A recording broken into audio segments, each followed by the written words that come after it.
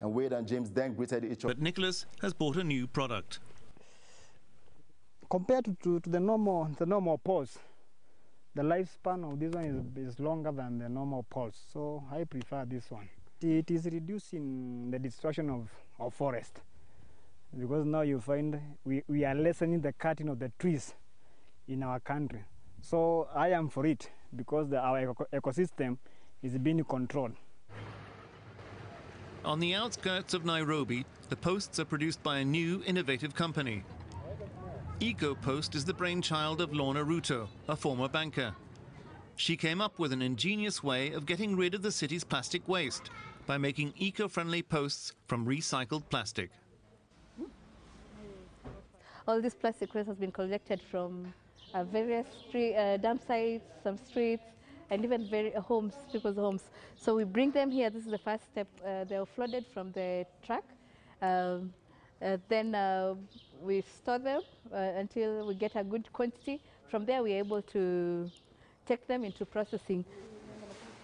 Every month, EcoPost gives 40 to 50 tons of plastic waste new life as building material. In its first year of operation, it produced more than 5,000 posts, removing hundreds of tons of plastic waste from the environment.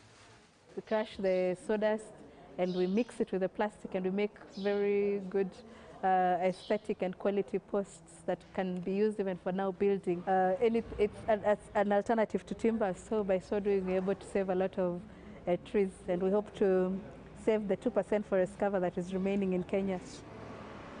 Kenya has a massive problem with deforestation. Much of the wood is used as building material. EcoPost offers not only an alternative, it also removes plastic waste, which helps limit toxic pollution, something Karanya Nyoroche strongly endorses. The society is part of the problem. A problem in the sense that they are the source of that waste, and they should actually be responsible on how to dispose of it. If there is a market, and that market generates 2-3 tons every day of waste plastic, then the market should have regulatory guidelines on how to recycle whatever they generate. Then we'll end up with less plastic strewn on the streets or in the landfills. Every year, Kenya's plastic waste grows almost tenfold. Lorna Ruto has shown that it's also a resource which can generate huge profits. EcoPost has already created almost 40 full-time positions and hundreds of casual jobs. So it is not only in Kenya that people are making money from waste. In Gabon, one man is separating and recycling waste. They have become an established team. Several times a week, men from Global Services come over to the market in Labarene, Gabon, and sort the enormous amount of waste.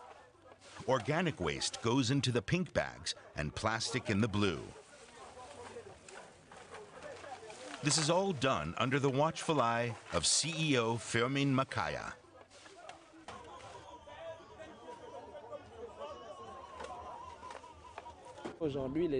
Unfortunately, the people here are used to just throwing their garbage on the street. Many simply don't understand why they should think about waste separation and recycling. That's why we have to explain to them the importance of this over and over again. Not only to the residents, but also to the city administration. Labarene may be small, but for years it's had a big waste problem. The city waste management exists only on paper. Businessman Makaya took action. The 37-year-old founded his own private waste collection company, rented a small office, and established a team of 8 strong men. Now they are the stars of Labarene. It's very nice to see what they're doing here. A clean environment helps everybody. We used to really have too much garbage here, but since the people of Global Services started their operations, you can see a difference. These 2 tricycles transport the garbage daily to the depository on the outskirts of Lambarene. The company purchased them with its initial capital, which it won in a startup competition. This is the most unpleasant part of the work for the men of Global Services. Here is where the waste is burned.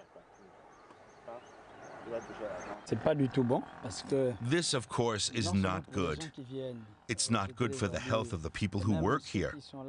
And it's also not good for the environment that we actually want to protect. Now the businessman is working together with his wife on the next step of his garbage project. They want to construct a recycling plant in the jungle of Labarene. The plastic waste will be mixed with sand to create a cement-like brick. The mass is well suited for road construction. And the land has already been purchased and cleared. What's missing now is only money. Of course, it's all a difficult and lengthy process. To be honest, I have sometimes thought of giving up. But today, I'm more convinced than ever that we'll succeed.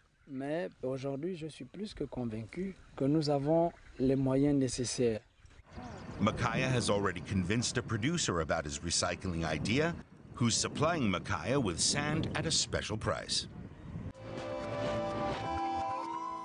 A 16-year-old in Tanzania holds a weekly show focused on the environment. She's determined, ambitious, and has come a long way. Valentine Waku is a scientist and a staff member at the International Centre for Tropical Agriculture, or CIAT, in Nairobi. For now, the 29-year-old is researching the quinoa plant. The nutritious crop from South America could help in solving Africa's nutrition problem. For this, she analyses seed and soil samples from 5 countries in East and West Africa. The seed and soil will be analysed so that we can see the relation between the nutrients in the soil and the yield we're getting from the seeds.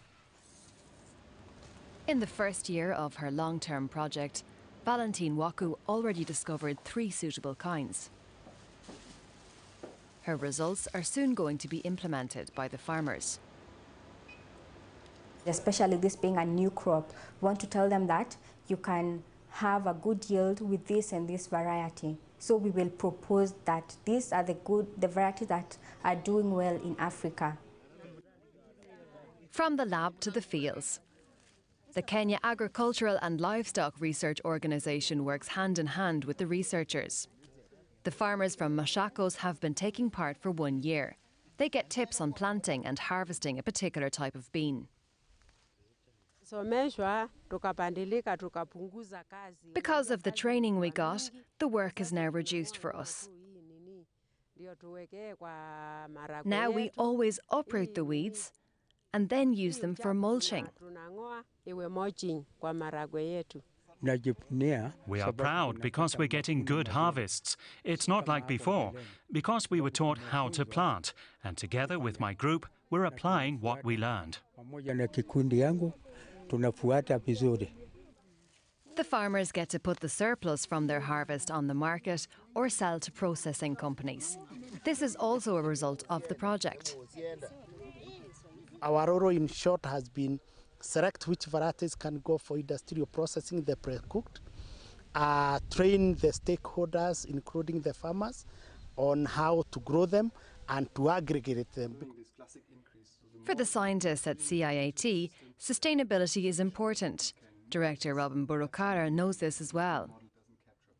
The institute now has the plasma of all the bean germs known across the world. We have the germplasm. There's the research we can do, but we work very closely together with our national research systems and then work closely together with agents which can support dissemination so that the farmers get the product. The bean project has been ongoing for 1 year and is soon coming to an end. Valentine Waku is happy about its success. She also researched the beans. Now with quinoa, the goal remains the same. This food security crisis in Africa is ongoing. So with especially what I'm involved in the quinoa, if it's successful and we see that it can do well in Africa, it will really improve the livelihoods of the downtrodden people. Valentine Waku's quinoa project has been planned for 5 years. The scientist wishes that the farmers would quickly profit from her results and that quinoa would successfully be planted in Africa. Imagine if we could educate young Africans very early about recycling waste and taking care of the environment, we would have a cleaner continent. But trust me, it's not too late to act. We'll take a break and then we'll be right back.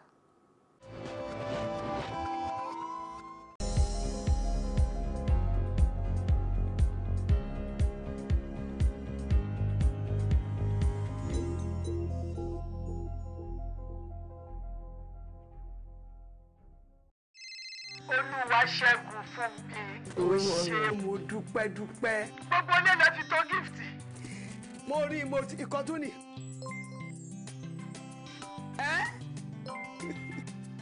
Mo sọ fún ẹ lójoojúmọ́ pé gbogbo tó ń ṣe fún mi, ọmọ á ṣe fún ẹ nílọ́po. Abiyamọ ayé, abiyamọ ọ̀run, wọ́n súre. Ìbàjẹ́ kéré ó tóbi kò ní kàn ẹ́. Ọmọ òní ní kò gbé tiwa kò ń gé jẹ. Ọmọ òní tí ẹ lọ síbi tó ò lérò. Ní gbogbo ọjọ́ ayé ẹ ò ní rí bi. Bí wọ́n bá ń pín wàhálà ìdààmú, o ò tiẹ̀ ní rówó rà. Bẹ́ẹ̀ ni, o ò ní kábàámọ̀. Èyí tó máa bá ṣe tó máa kó bá ìgbé ayé ẹ kò ní bẹ́ẹ̀ rìn, wọ́n náà ní bá rìn. Ọmọ adùn ẹnu, àbùkù ò ní kàn ẹ́ o. Ayé ò ní rí ẹ mú o. Mo sọ fún ẹni tinútinú tọkùtọkù. Lọ́lá ọyàn méjèèjì tó kú nígbà yà ni. Mo súre fún ẹ, eré àmú ẹ. Abiyamọ ayé, abiyamọ ọ̀run, wọ́n súre fún ẹ. Ó yẹ sáré gbé bàbá wọlé, ó ti ṣú ara, ó ti tọ́ ara, kò ní jẹ́ tiẹ̀. Wọnú ògo tuntun lọ, Olúwaṣẹ́gun. Wọnú ògo tuntun lọ. Ó yá wọnú ògo tuntun lọ. Wọnú ògo tuntun. Ẹlẹ́dàá mi. Mami, airtime yín kọ́. Ṣé ìwọ ti rókun tó gbẹ̀rí? O ti rí ọ̀sà kó gbẹ̀rí. Kò lè gbẹ́ ń bì. Àmímà. Àwọn ò lè ń sọ̀rọ̀ bẹ́ẹ̀. Lórí àtàwọn ọ̀rẹ́ mi. Àwọn ọ̀rẹ́ ẹ̀ ó yá fi sí spíkà. Wọ́n ń gbọ́ yín. Ní ẹ̀bùn ńlá tọ́mọ mi gbé wá fèmí yìí. Ọlọ́run á ràn yín lọ́wọ́, ẹ̀yin náà lè ṣerú ẹ̀ fáwọn. Ẹ ṣàmì mo tún ṣàdúrà. Get 10 times your recharge value to call and browse anyhow. Recharge with *220 * the PIN hash to enjoy this offer. Available to new and existing subscribers. Mr. Anansa, èmi ń gbàdúrà, ìwọ ń polówó ọjà, ìwọ náà borí ẹ̀ wá kó wá gbàdúrà. Bẹ́ẹ̀ ni, á dáa fún ẹ. Ṣé orí bó ti ń tajà fẹ́ lòmíì? Àwọn máa sìn ìwọ náà àdìrú wà dìgbà, ayé àdára, ò ní dààmú. Airtel, the smartphone network.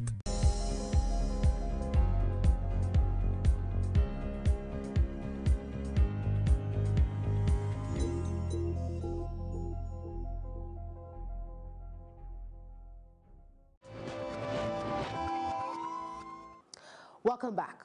So in our next story, we are taught not to take the fresh air we breathe for granted. These volunteers are about to learn a lot about the benefits of fresh air. Brice Delagneau is the activist behind the tree planting campaign. The meeting place is no coincidence. It's the epicenter of exhaust emissions in this city of nearly 5 million. We're amazed that many more people came to participate in the reforestation campaign than we expected.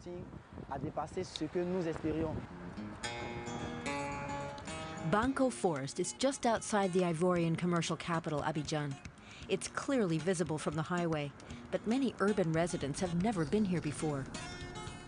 Brice studied environmental management in Abidjan, then founded his own organization. With this campaign, he wants Abidjan residents to understand that Banco Forest is the city's source of oxygen. This is a large metropolis. There are so many cars. The ones you see here in the city are usually bad for the environment. They're 10, 15, or even 20 years old. Sometimes even older than that. Without Banco Forest, the air in Abidjan would probably be much worse. Recent studies show that people already breathe in 3,000 tons of carbon dioxide here every day. With its abundant vegetation and rare tree species, the forest exudes a kind of magic. Part of it remains untouched and has been designated a national park. But many trees are being cut down outside the protected area. In 2009, this entire space was a rainforest. Today, it's full of residential buildings and factories. There's only one thing to do to save part of the cleared area: plant more trees. Participants plant various kinds of trees, including makore, nyangon, and tiama.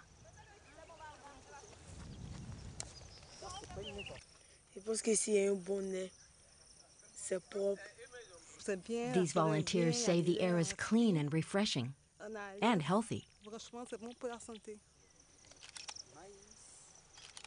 The funds for this campaign come from an annual environmental conference.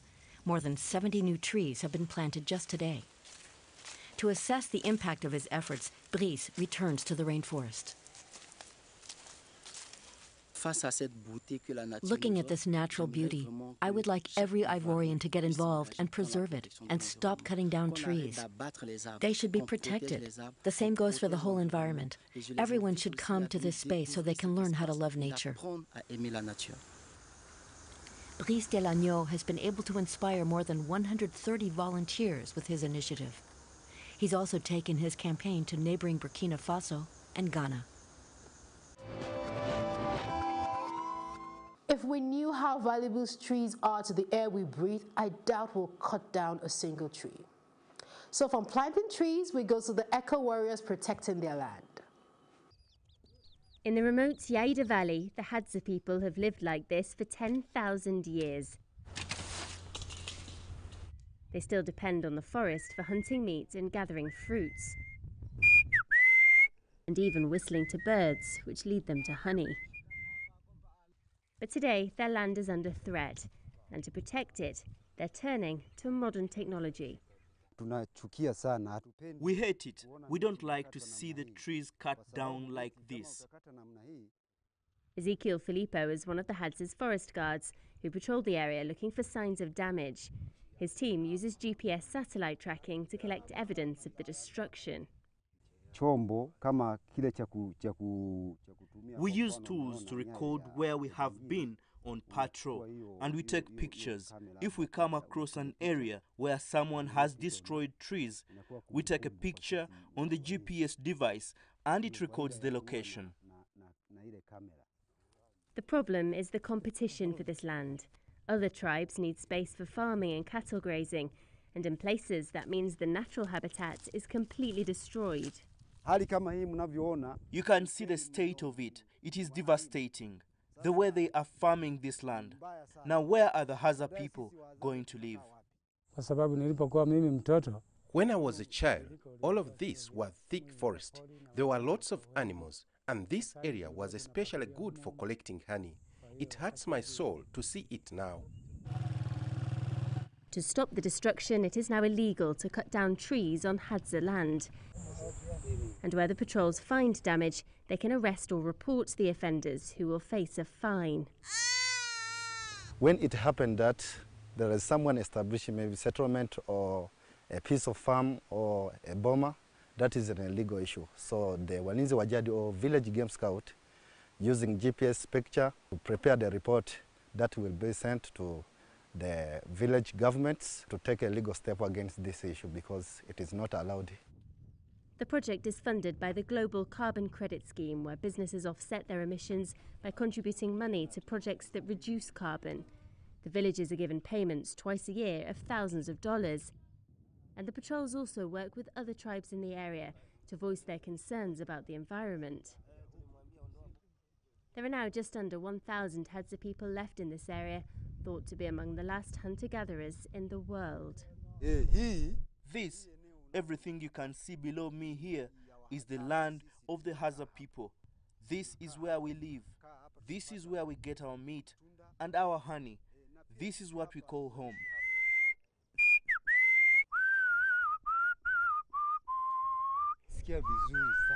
I feel very happy when I see how we have looked after this beautiful land. Before, when I saw the land being destroyed, I hated it.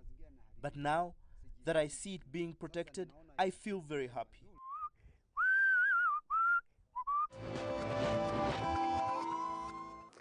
Thank you for watching Africa on the Move in partnership with DW. See you next week. I am Femi Unwajefe.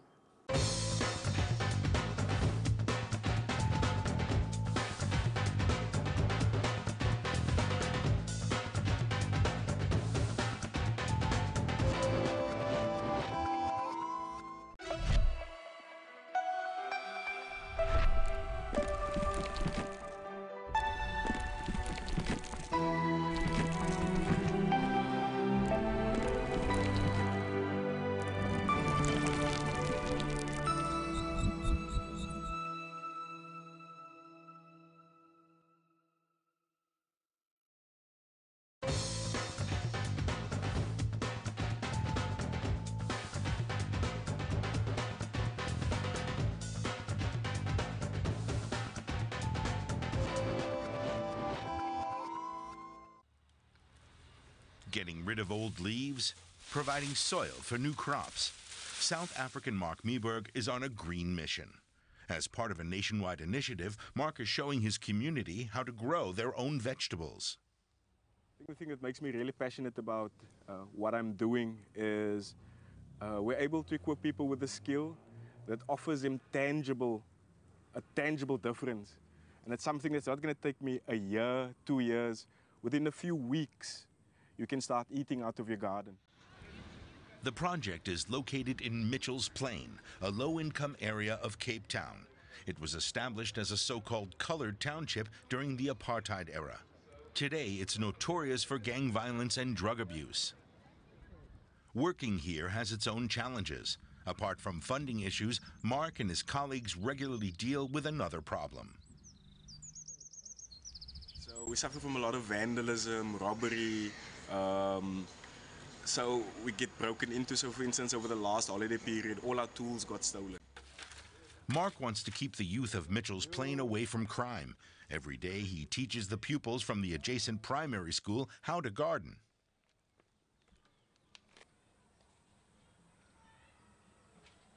Being on the school, it allows us to connect kids again with the natural environment. So the sowing of seeds, the planting out of seedlings, the working in the garden is making or creating awareness within the kids themselves of the natural world. 12-year-old Tamia is one of them. I like gardening because it keeps me calm and happy. But the project is not only aimed at kids.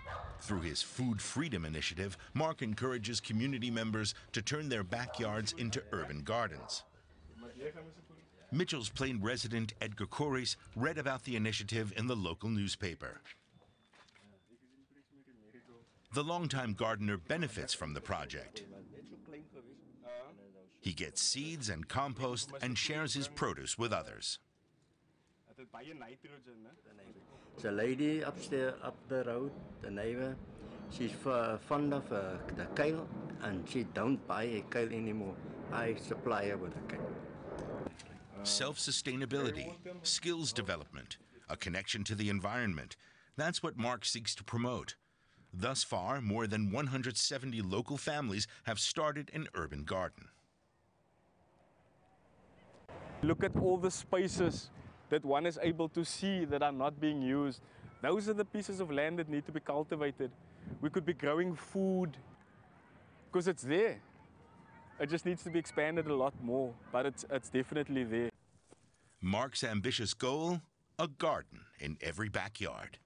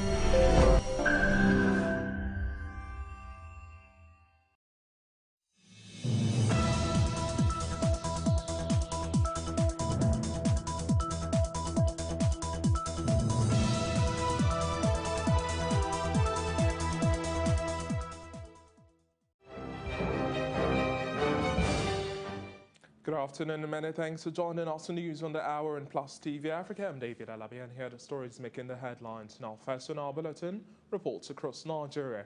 An abducted academic staff of the Rufus Giwa Polytechnic Owo in Ondo State has been killed by his captors. Confirming the incident, the Public Relations Officer of the State Police Command, Femi Joseph, described the death as unfortunate, explaining that the police recovered the body of Akinyemi Taiwo at a forest near Owo town, while the 4 people also abducted have regained their freedom. The deceased, who was kidnapped by gunmen on Tuesday last week along the Akure-Owo Road, was abducted along with 4 other people who are staff of the Federal Medical Center, Owo. Chairman of the Senior Staff Association of Nigerian Polytechnic, Regigbo Chapter, Chris Olowolade, condemned the killing, lamenting that the union had entered into a negotiation with the kidnappers for the payment of the ransom when it was discovered that Mr. Taiwo had been killed. The police say they are already on the trail of the kidnappers, but no arrest has been made. Now, Doyin Okupe, ex-aide of Goodluck Jonathan, Nigeria's former president, spent the night in the custody of the Economic and Financial Crimes Commission on charges of alleged cybercrime.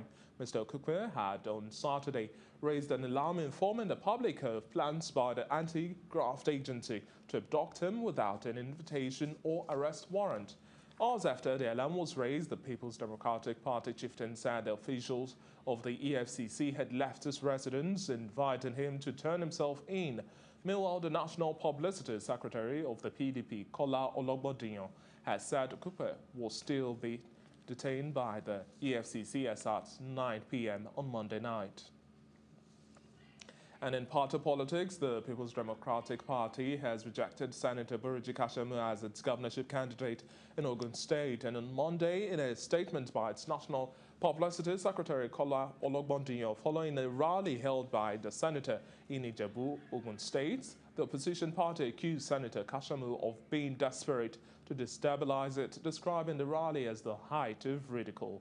It alleged that the senator held a mock campaign rally, rented an audience, and presented a fake PDP flag to himself.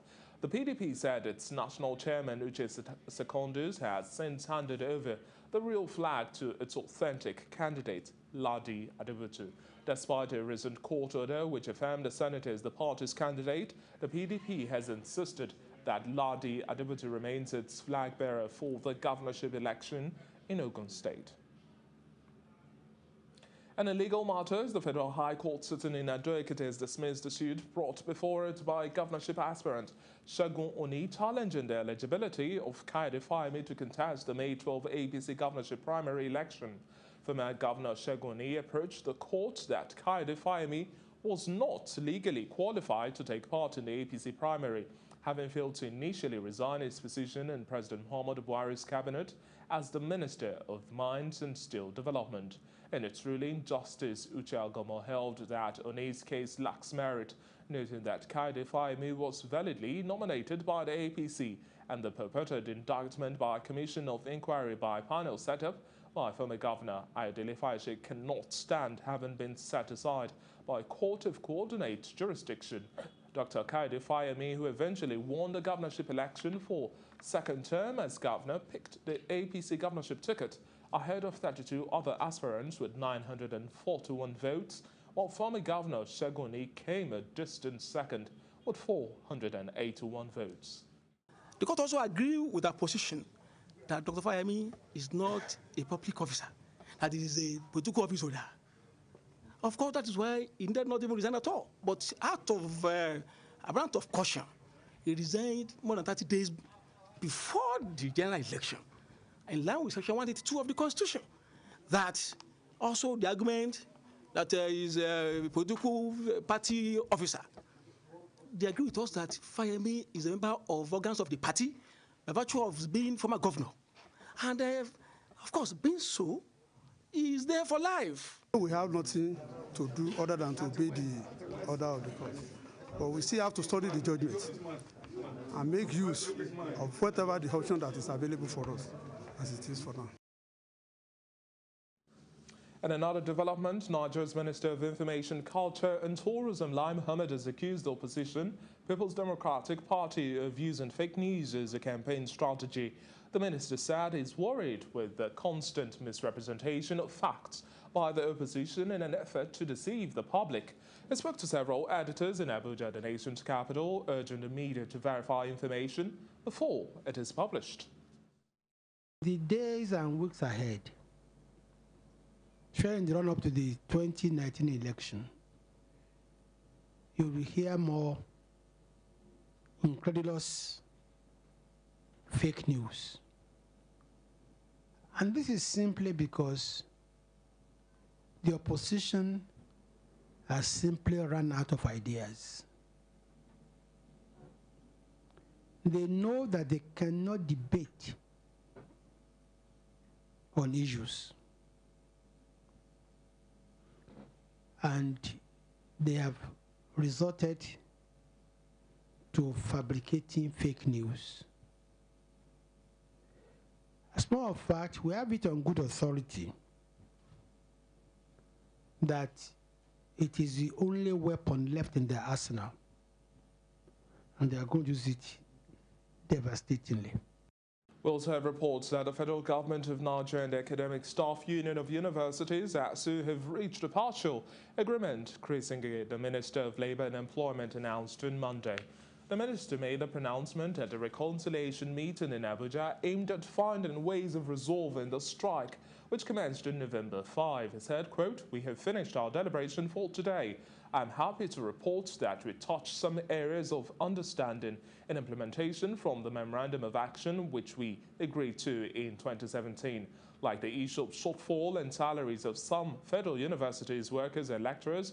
ASU has given a list to the Accountant General's office, and we have agreed that by Wednesday that list should be cross-checked by the Presidential Initiative on Continuous Auditing."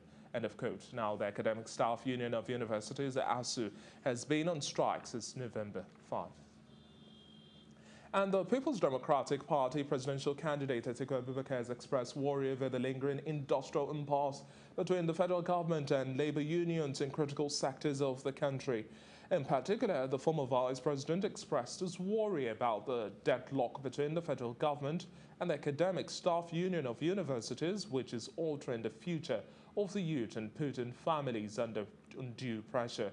Atiku said he had already set out templates to handle all related issues and ensure an end to the incessant labor crisis, ensure industrial harmony and greater productivity in all sectors immediately he is elected into office as president. Quote, "Our candidate has made ample provisions for enhanced welfare packages, research grants, better teaching and learning environment, as well as a strong synergy between the union and government towards a harmonious working environment."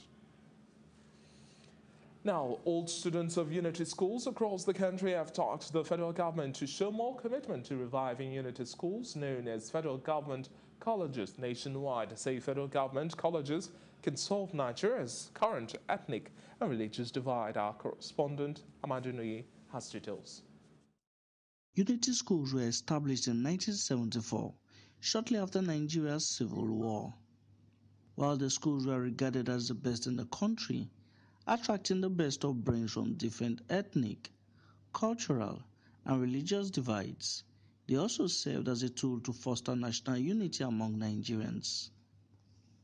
However, with the falling standards of education in the last 10 years, the same cannot be said of present-day Unity schools. The sector is facing issues with infrastructure. The federal government colleges that were built 40, 50 years ago, some of them still have abandoned projects, incomplete infrastructure.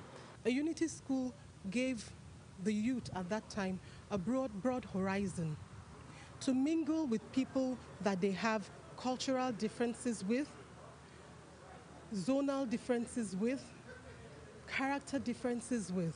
Unity schools were built primarily for excellence. Admission into Unity schools in those days were 70% on merit and then 30% on catchment. But these days, they have turned from merit to what I might call a state school. In recent times, the Unity schools are no more living the expectation of the founding fathers. Hardly you find somebody coming from Lagos, from Southwest, coming to school in the north anymore. If you go to a proper federal government college of those days that we went to, you see Nigeria as a country. Not, I don't view from, I'm an Igbo man, I don't view from prison of Igbo person or Yoruba person or whatever. I view Nigeria as a country because Nigeria has done a lot to all of us that went to that college. While many of the students of such schools, now fully grown adults, continue to share a common bond, some of them recently converged on Abuja. They say the schools, now many of them with abandoned infrastructure, have lost their essence and continue to be plagued with poor standards. After the millennium, that is after the 2000s, we have discovered that most of these schools are no more unity schools as they used to be, because you find out that the catchment areas for these schools has now become majorly the states, for where they are being hosted. When you look at the standard of education that's been offered in those schools now, yes, they're doing a lot, but it is in no comparison to what we had in our own times. The sense of ensuring united Nigeria and ensuring that school from far and wide comes to a place and come together is no longer there again. They want something urgently done by the federal government to return its 104 unity schools back to its level of academic excellence. We expect that now that the state of emergency has been called, there will be actionable points, there will be clear tasks, there will be funding given to the schools. The reorientation of teachers, the strengthening of the system will be implemented, especially at the basic level of the basic education, because that's where it all starts. Amadine Uyi, Plus TV Africa. Away from education rights experts who've tasked Nigerians to ensure they adhere to the tenets of globally accepted human rights standards in all their endeavours.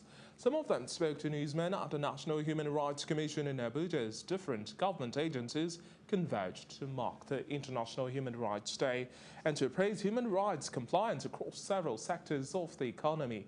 They say with adequate funding, Nigeria can have a human rights culture equivalent to globally accepted human rights standards. Because national union is supposed to check excesses of government institutions and government itself.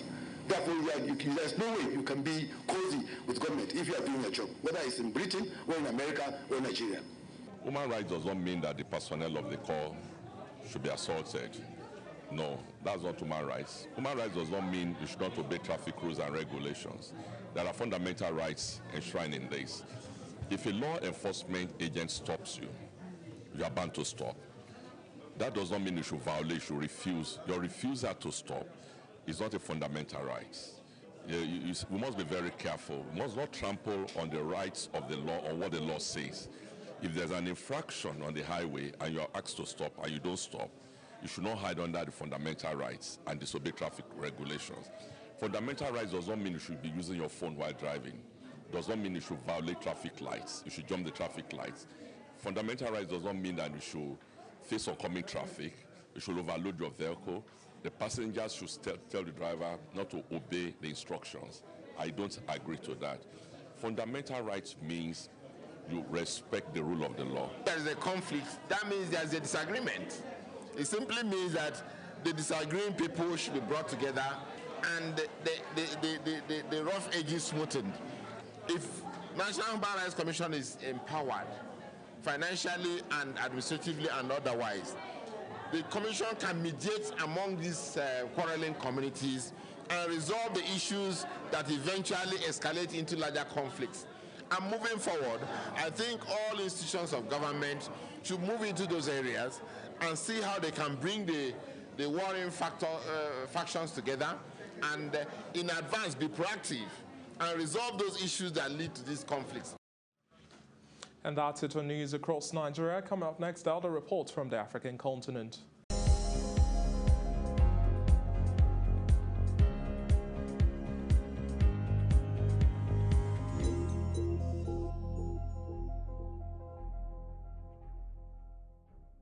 Glad to have you back, and if you're just joining us, you're watching news on the Hour and Plus TV Africa.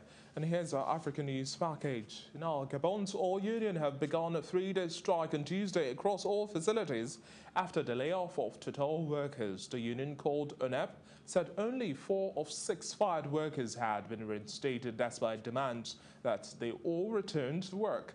Gabon produces about 200,000 barrels per day of crude, but output from the OPEC members' mature fields have plummeted from a 1997 peak of 370,000 barrels per day.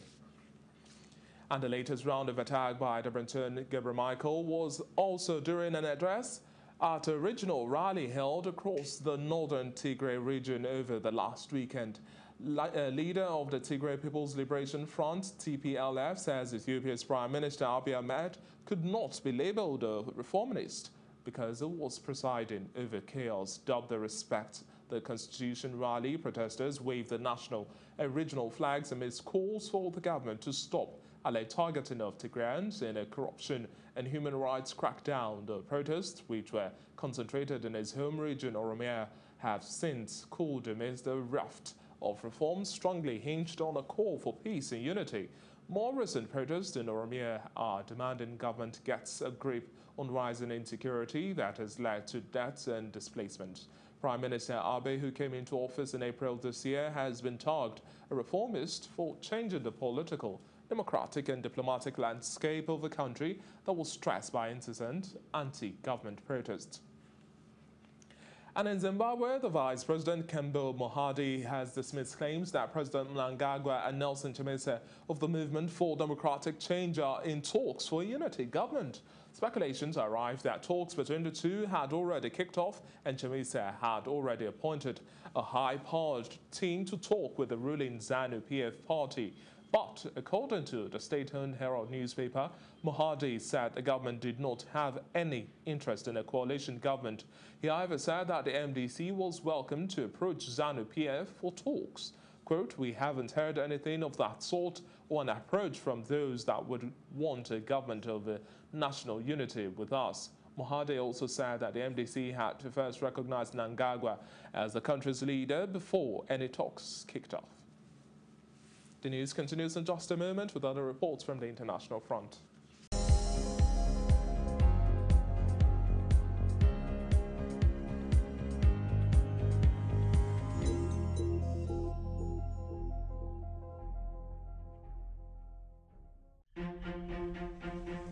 A continent on the move needs a bank on the move.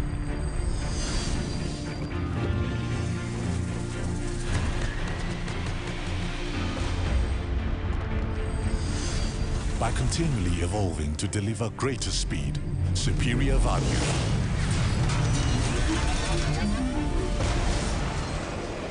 and ever more efficient, more responsible solutions.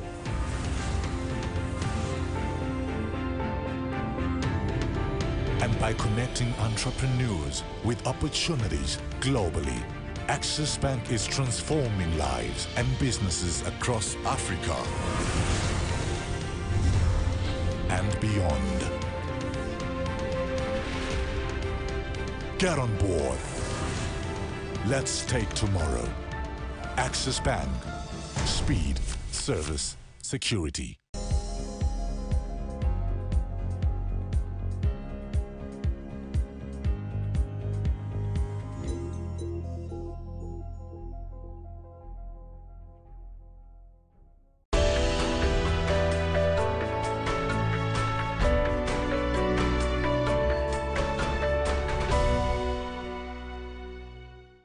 And on the foreign scene, the European Union is willing to give Britain further clarifications on its Brexit deal, but will not renegotiate the treaty or its protocol on the Irish border, EU Chief Executive Jean-Claude Juncker said.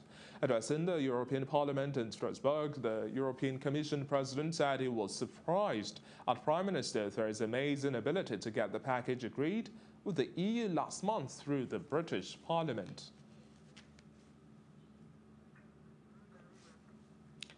Meanwhile, an analysis by the Danish Economy Minister Simon Emil shows that a hard Brexit could reduce Danish economy as much as 1%. By hard Brexit, the government study means all trade with Britain would be conducted according to World Trade Organization rules. 7% of Danish exports go to Britain, making it Denmark's fourth largest market.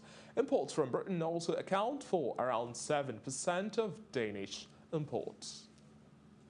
Now, officials say at least 4 people sadly were killed and another 6 injured after a suicide bomber targeted a convoy of security forces in Kabul early Tuesday in the latest bloody Taliban-claimed attack in the Afghan capital.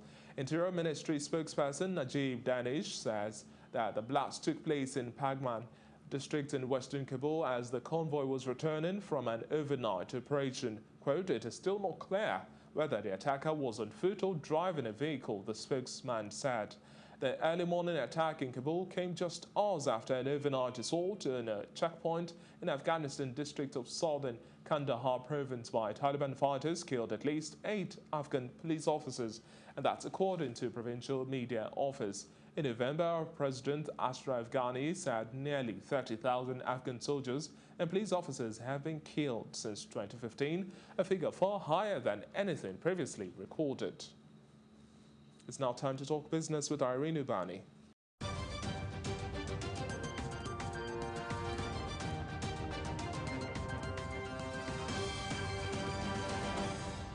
And in business, a second federal government 100 billion naira Ijara Sukuk has been listed on the Nigerian Stock Exchange and the FMDQ OTC PLC.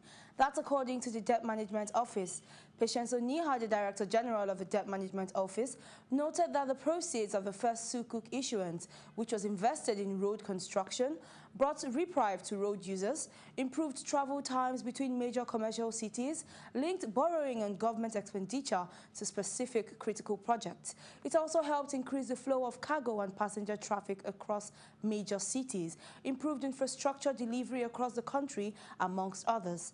The second Ijara Sukuk is due in 2025 and has a rental rate of 15.743%.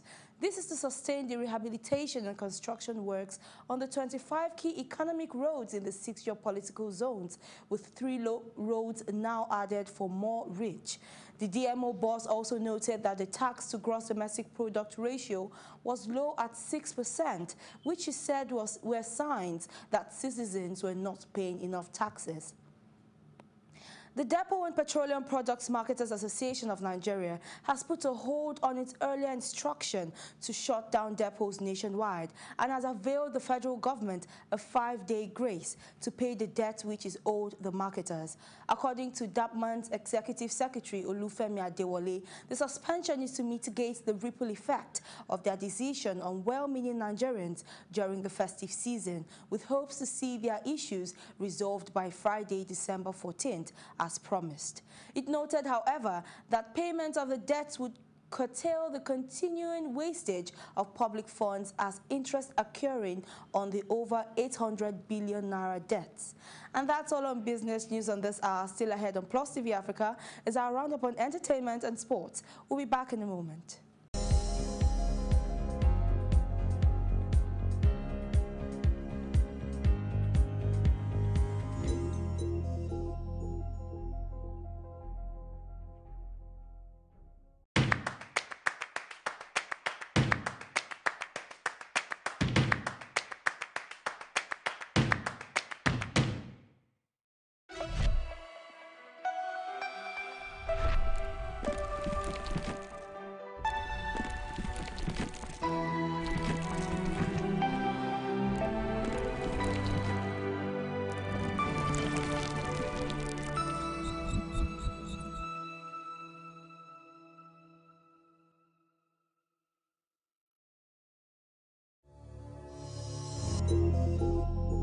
In entertainment, the reason for star singer Davido's dismissal by the NYSC is now clear. He has been accused of breaking rules, including bringing his car to camp, absconding from the camp without notice, and getting involved in politics by campaigning for his uncle, Ademola Adeleke, who contested for Osun State governor and lost. Following this accusation, the pop star received a query letter from the Abuja NYSC's headquarters for misconduct. Meanwhile, another source hinted that for participating in politics, NYSC is likely to add a 3-month extension to his service year without payment. Still on entertainment, streaming giant Netflix has announced its first African original series titled Queen Sono, which is due in 2019. Queen Sono tells the tale of a female spy played by South African actress Pearl Thusi, who says who said about the project that it's going to change the game for every artist on this continent. The new series will be directed by local actor and director Kagiso Legida, and according to the Vice President of Netflix's International Originals, Eric Barmark, over time our roots will get deeper in Africa and South Africa, and we're moving pretty quickly to that now and plan to invest more in local content. He further stated Netflix also wants to be a place where local content creators can tell their stories to a global audience. And that's it on entertainment. I'm Tokumbo Taiwo. The best in sports coming up right after this.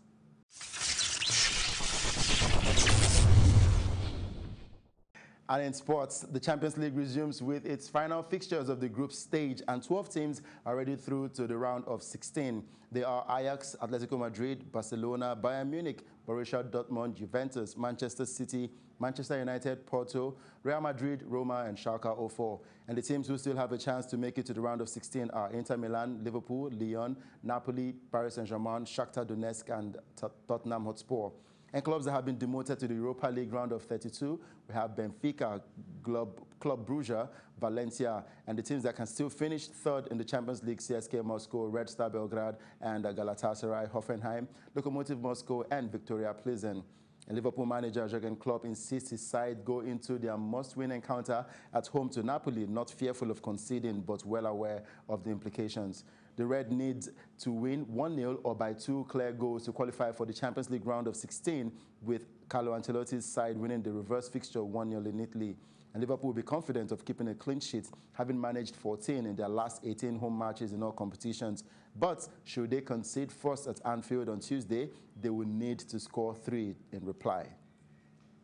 And still on sports, Nevada fight regulators have postponed hearings on the suspensions of Conor McGregor and Khabib Nurmagomedov for a brawl after UFC 229 in Las Vegas. And State Athletic Commission Chairman Anthony Manuel III cited continuing negotiations with Nurmagomedov's attorneys toward a settlement that could avoid a public hearing on the 29th of January. And Commission Executive Bob Bennett says McGregor's attorneys also received a continuance, and Manuel has said fines and punishment up to a lifetime ban could be considered for both fighters. They were suspended, and the board withheld $1 million of Nurmagomedov's purse after the October 6th brawl, which saw Nurmagomedov defeat McGregor in the 4th round. And that's it on Sports Update on Plus TV Africa. I am Udoka Njoko. Many thanks, Udoka, and that's our news roundup of events at this hour from our Lagos studio. For more news, update and broadcast, please follow us at Plus TV Africa. That's on Facebook, Twitter, and Instagram. And please do remember to subscribe to our YouTube channel at Plus TV Africa. We'll be back later with more stories making the headlines across the African continent and the rest of the world. To join us again, I'm David Alabi. Bye for now. Many thanks for watching.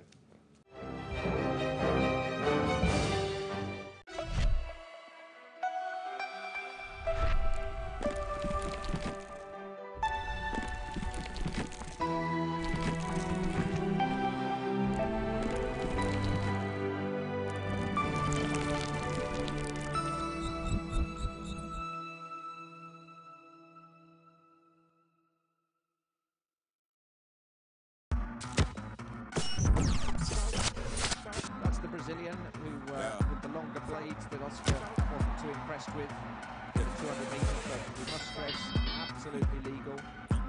Sounds of the surf. Yeah. Loud at you, he's a hater. I don't want no bad energy. Man get used by a radar, but you can't see my enemy. And this time they are away, and Peacock goes away strongly. She wants a man from London. She wants a fellow with felonies. That's not me, my team. There's no I in it. I bring it on my team. Just when they saw my team. Even the bouncers bounce when they saw my team. Who do you wanna never know? Don't be a sheep when you can be the gold. Great, it's about time and you never know. Don't show up to my show. Got no energy.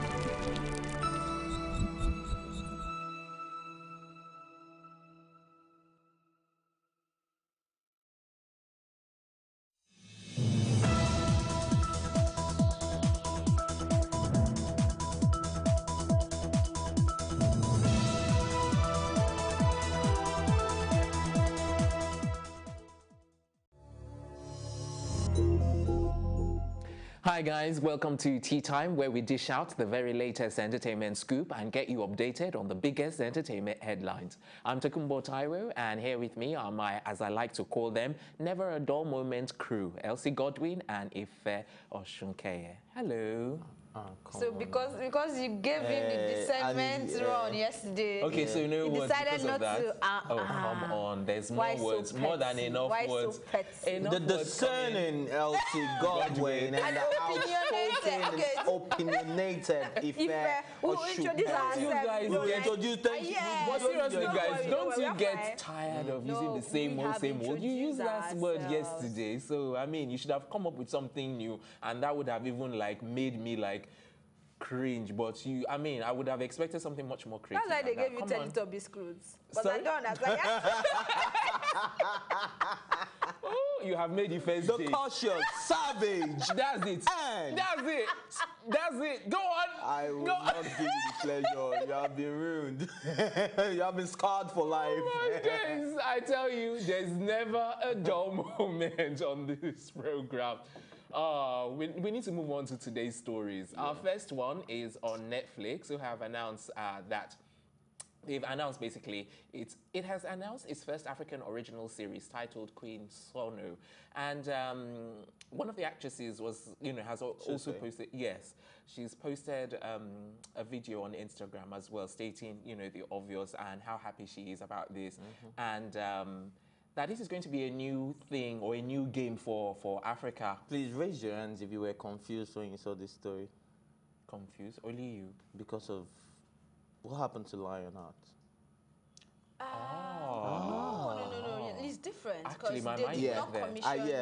I actually went deep into it to check, but I wanted to know if you guys got the same shock as I did. Of course, because they said this was the first African series Netflix to be acquired by Netflix, and I'm like, but just a few months ago we were talking about Lion, but Lionheart is a movie. This is a series. That's the difference. Okay. So it's not like it's such a. I think we're still the winner. We still the carry first. It's not a competition. I think there's a difference. It's just all about promoting Africa. Netflix are in charge of this one. It's their production. They are paying for it and everything. Okay. But for Lionheart, she did it, and then they saw the content and felt, oh, this content. They bought the worldwide copyright to the movie. Yeah. But in this case now, like you said, they're doing the full production and all of that. But that now got me thinking, is that not penny wise, pound foolish for Genevieve? In the sense that now they are, for this one, they can do the actual premiere. But in Genevieve's case, I don't think she can premiere the movie anymore, because if Netflix, no one is going to go to the cinema to go and see a movie that is already on Netflix when I can just do Netflix and chills. You get me? So I think she's not going to be getting the gross earnings like Wedding Party did, because that's like one of the biggest premieres that came out of Nigeria. 450 million was what Wedding Party grossed. No, I'm talking of Genevieve. I don't know how trust much me, she it's was not up to offered. 450 How would you know, million. though? I'm very, very positive, because Yeah. I Well, actually being positive is not I always actually fact. read the analysis from different movie So how much do you critics. think?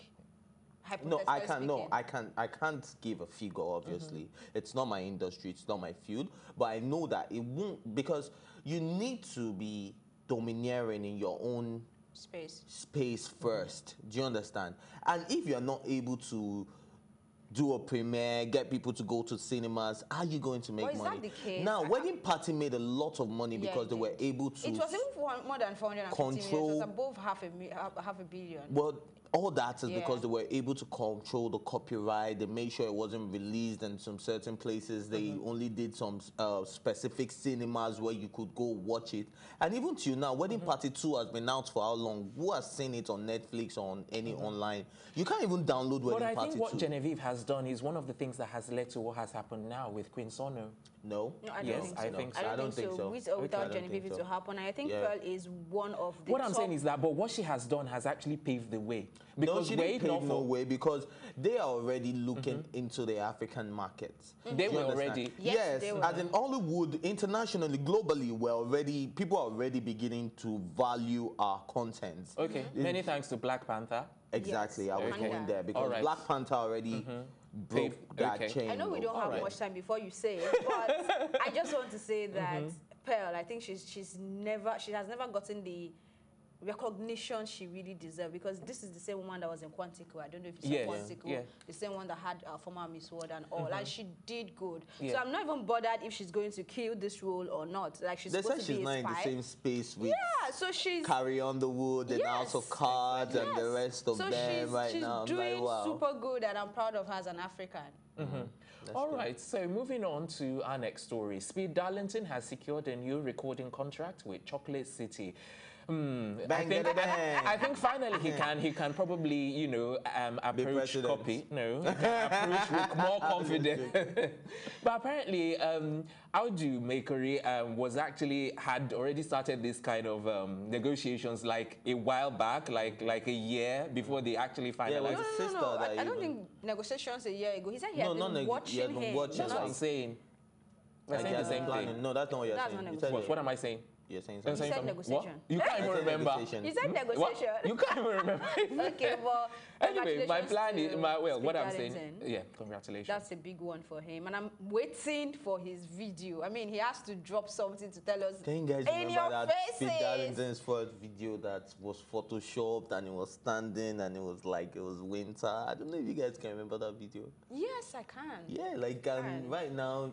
I'm wondering why he's not put out anything yet. There must be something in his closet he has been putting out stuff.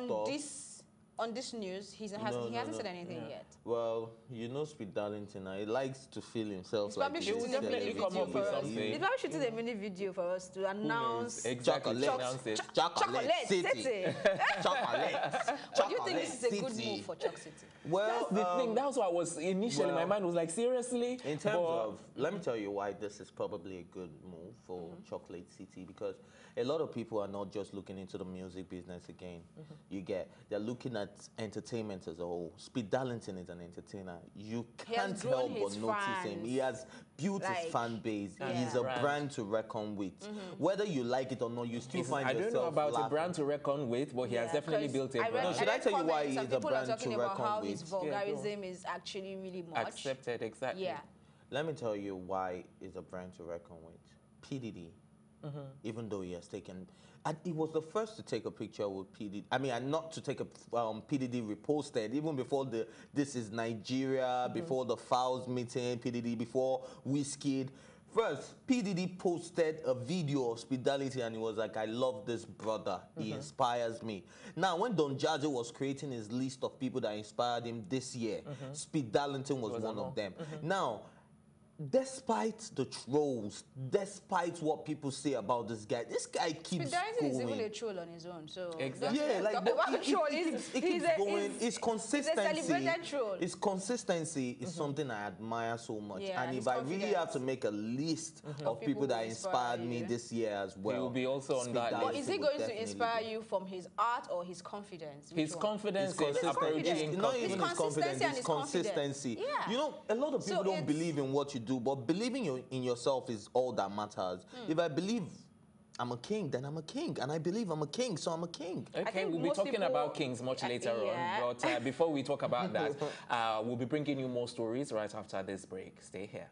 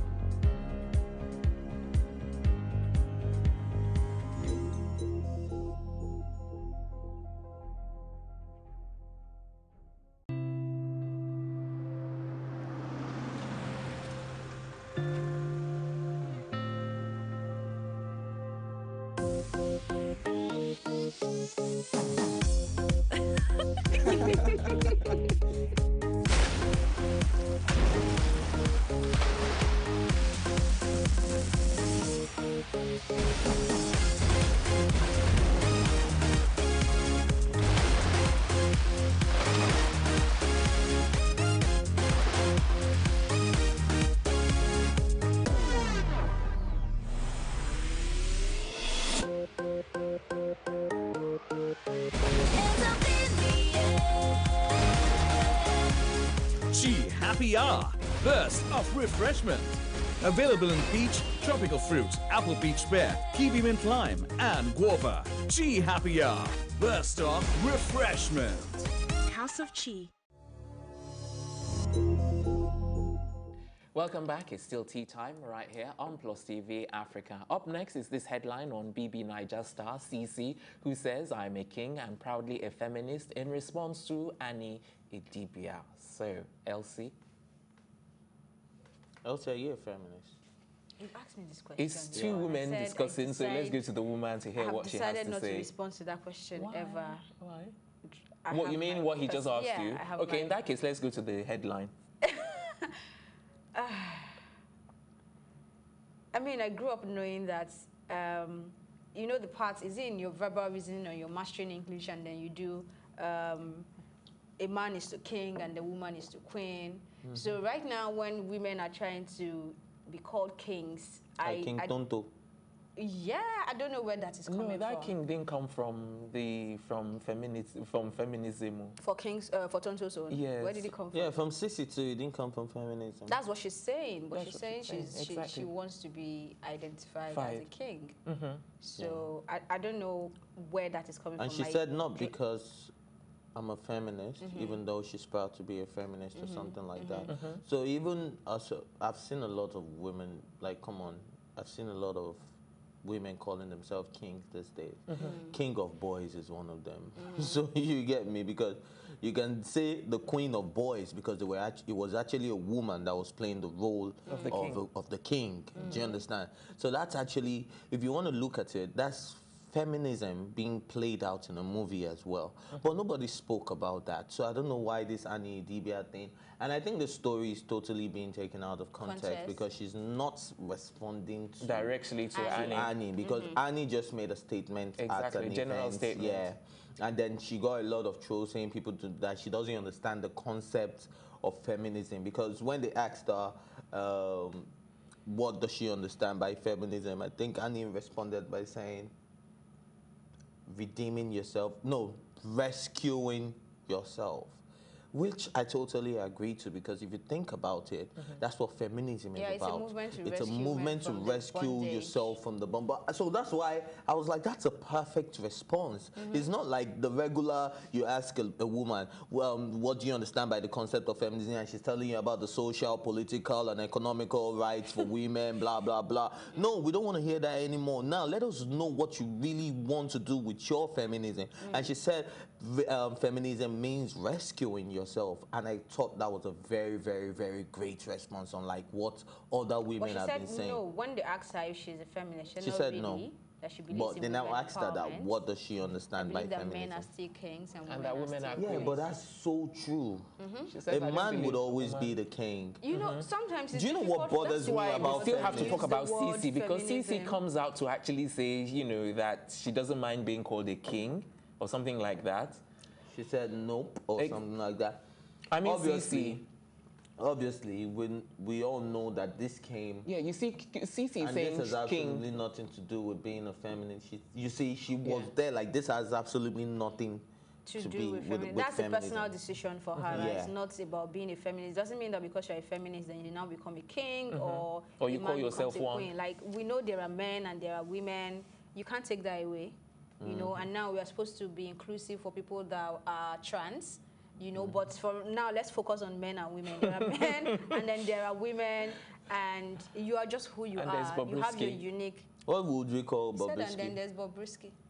King, queen. But you said he came out to say he should be addressed as a woman, right? Exactly. Yeah, so he's a woman. No.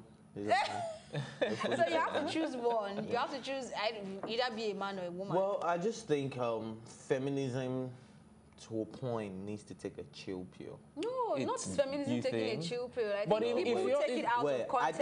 I think women need to take a chill pill on all this feminism. If you're saying that, then it means that every social cause. And remember, I always describe you as an advocate let me tell you why.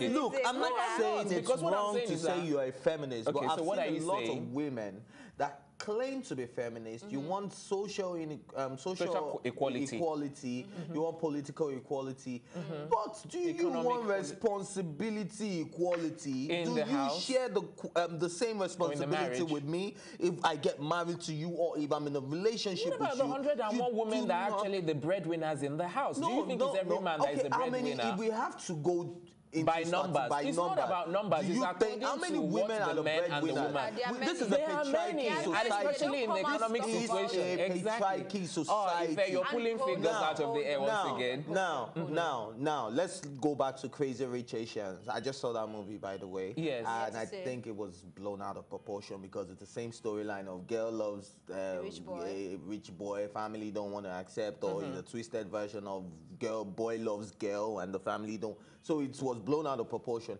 But I realized one thing. At a particular scene, one of the wealthiest women that was part of the rich family in the Crazy Rich Asian, she was married to a guy who was cheating. And then when she confronted him, the guy said, because everything, you own it. You don't make me feel like a man. You don't feel like... And then at first, she felt bad, but she came back to get her stuff, and she said, you know what, I just realized it's not my responsibility to make you feel like a man. Do you understand? The fact that I'm rich and you feel maybe because my wealth and you're getting certain privileges from me. So if feminism is that way, then I would agree to it. That's a woman that sees it that, look, regardless of what I'm getting, regardless of what, come, you're still the king. You're still the man. Be the man. Take charge. Do you understand? So that's what I'm saying. Feminists need to take a chill pill and realize that if you want all this equality, then it must come. I'm still going to go by with what I say. If you're saying that should take a chill pill, then all other social causes should take a chill pill. And you can't say that. I'm not saying eradicate feminism. I'm just saying women need to know what they want. Do human beings even know what they want? It's not about woman and a man. There are men that don't know what they want, and there are women that don't know what they want. Absolutely. So, but the definition of feminism and why it is there is very clear. So the fact that a group of people come on social media to use it, just the way people use the Bible, they look for a verse that works in their way and say, oh, I'm going by the Bible. That's just the way people are twisting feminism to fix their own selfish way of life. On that note, we need to go on a break. Or chill. Yes, on that note, we're going to take a quick break. When we come back, it'll be time to dish out a brand new story. We'll be right back.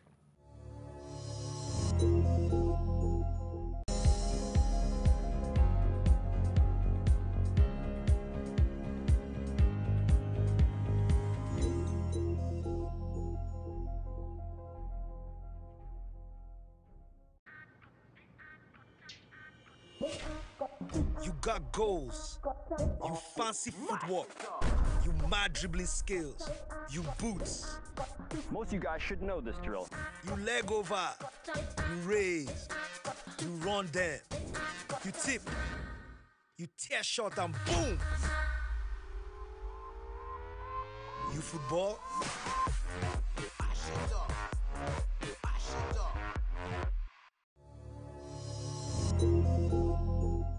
Welcome back. It's still tea time right here on Plus TV Africa. And we're moving on to our next story, which is on Nicki Minaj, who fires back at boyfriend criticisms with intimate photos. Okay, so she's been getting a lot of backlash regarding this guy, you know, Kenneth. I think it's Kenneth, that's his name. And apparently he was a sex offender. So when he was 16. Sorry? He was 16. At the time when he was... Convicted rapist. Exactly. So she's been getting a lot of backlash, and people don't think, you know, she should be dating someone like that. And she's like, you know, trying to retaliate and say, okay, if they want to talk, then, you know, she'll give them something to talk about. So some of the things that she posted recently was both of them together. Yes, both of them together. So your initial reactions? I think what she's done is very commendable because the society would come at you. Looking into a documentary very soon about how difficult it is for people to get back into the society after they've been through. It's not even about just going to jail. After going through a stage of depression, being stigmatized, and then you're coming back into the society, you have been rehabilitated. Do you understand? It's so difficult for them. And these are people... Some go through a tough time getting rehabilitated into the system. Yeah, I think that's what you're trying to say. That's not what I'm trying to say. I'm saying after they have gone through the rehabilitation of getting back into the system, how does the society accept them, even though they have been rehabilitated? It's difficult for most of them. You can't even get a job. I'm going to refer you guys to go and watch Joyner Lucas. Yeah. I'm not a racist. You say that with so much pride. Anyway, Joyner Lucas, I'm not a racist. It's a rap short film, but you need to watch it. It's very short, 7 minutes. Just take a look at that and see how some of these people go back to jail and then you come out because you're a sex offender. You can't get a job. You can't. People don't want to talk to you. Well, people don't want to associate yeah, them. but it has died down over the years now. What I'm saying, hold on. It hasn't, because if it has, it wouldn't come up with this. It's playing out now. That it is what it is. What I'm saying is that in comparison to like years ago, now people are even, the American people, let me use America. The American people are actually, as a result of things like this that you said, you know, we should go and watch, as a result of things like that, people are now actually much more accepting towards people that are inmates or people that have been in prison. Exactly. Let me ask you a question. In the past, it was as difficult as you were saying. Let me ask you a question. You know. Let's say a fraudster who was incarcerated and has now been discharged and acquitted and is now free and is trying to get a job. He has an MBA in business administration. He has this, is well read and everything. But because he was arrested for a fraudulent act, do you think if he walks into any of these big banks to say that I want a job, even with all of his qualification, do you think he would get that job? Compared to someone who does not have a record, whose shit is clean? The thing is with the banking, because I was in that industry. You see? Yeah, let me tell you. See? So with banking, they check everything. It's not just your criminal records. They check your financial records as well, especially if you're in the West, because every financial activity that you engage yourself in, they take note and then it records, and then they give you credit history, they give you a credit mark, they give you a credit rating. So all of those things come into play. You can't allow someone to work in the bank if you yourself are not financially stable, let alone if you have a criminal record. And if they can't trust someone who can't actually put their finances together, how are they going to trust someone who has actually been in prison and spent some time, you know, and been in prison for like you mentioned, fraudulent activity? Not even necessarily fraudulent. So they're just saying if you cannot handle your life so much so that you end up in prison, then we can't give you money. So that's the thing. I understand you advocating for them, but you guys just drove straight to my point. At the fact that you are trying to advocate for them, there are certain jobs you just cannot get. That's what I'm saying. So it's not regardless of maybe it's my bad that I use banking. Let's talk about even getting a regular TV commercial. Yeah. How about that? No, of course, that can happen. You can get a regular TV. Well, how many people? How many Okay, guys, people? I don't want us to digress from the main story itself. We need to start accepting these people back into the society. Jesus Christ gave us a second chance. Oh, good heavens. We need to give people second chances, I understand. So but for me, let's go back to Nicki Minaj. Let's go back, yeah. This guy is a sexual offender. He's a convicted rapist. That was when he was 16. A minor. This is a grown man. I don't even know how he became convicted at that age. But you know what they say about sexual convicts? Once a sexual convict, an offender, you're always a sexual offender. And hold on, before you even say anything, Ife, because I know you're probably going to like rise to his defense or anything like that. But once you have exhibited this kind of behavior in the past, there's always tendency that you exhibit that same behavior in the future. But that's no guarantee. Hold on. What I'm trying to say basically is that at the end of the day, this is likely to come back to Nicki Minaj and bite her back, because at the end of the day, once these people start having problems... Do you know that Nicki Minaj's brother is also a sexual offender? You mean that's the reason? Is that good enough reason for her to engage in this sort of relationship? Because at the end of the day... There are men that are married to prostitutes. You didn't let me land. Do you know that there are men that have met their wives on the street? Let me quickly land. Let me quickly land. Men that have met their wives Yeah, let me by quickly just land. paying Let them me for quickly sex land. at first, and then they fall in love, and then they get married. So will you say how is it a commercial business? To compare somebody that is forcing his or herself on someone else. Guys, let me quickly land regarding what I was saying about Nicki Minaj. I'm saying, no, let me land. Let me finish. You didn't let me drive my point. You just in one sentence. In one sentence, let me quickly finish what I was saying about Nicki Minaj. Because at the end of the day, this thing is not going to end in marriage. She's still going to end up in heartbreak, and he's still going to be the one that is at fault. That's what I'm saying. In the same way that I know Priyanka Chopra and this guy were going to marry. That's what I do for a living. We're going to marry or marry. You see, I remember.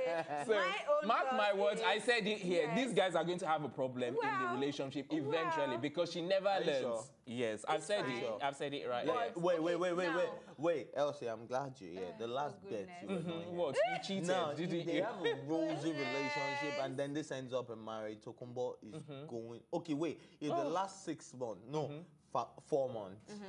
Tokumbo, you're going to buy us lunch. If the relationship lasts 6 months. We're not talking about the relationship. I am saying that at the end of the day, it's going to end. Exactly. And even if they get married, it's still not guaranteed because exactly. And remember, like Cardi B right now, who would have even thought that this soon that this would have happened? So even if Nicki marries them, even if Nicki marries her so-called boyfriend, let us hear our point. Look. It's her relationship. Whether he was a sex offender, even if I look at him, I feel like, why would Nicki Minaj be with this type of person and all that? But it is her relationship. It is nobody's business. You just said, it's the way I feel. It's the way I feel. I'm not saying she should not date him. And that is where so many people out there are feeling and making a big deal out of nothing. It is her personal life. So if she feels like she wants to be with someone that was in jail for fraudulent activity or whatever, the fact that she has communicated with this person means that she knows that or she feels to an extent that this person has changed and feels like he can be included in my life. It is her life. If it lasts for 2 weeks, what I'm saying is that she should not come out crying later that he has broken her heart. She would not come out to cry. And she comes out to cry with that relationship. It's not because the guy is a sex offender.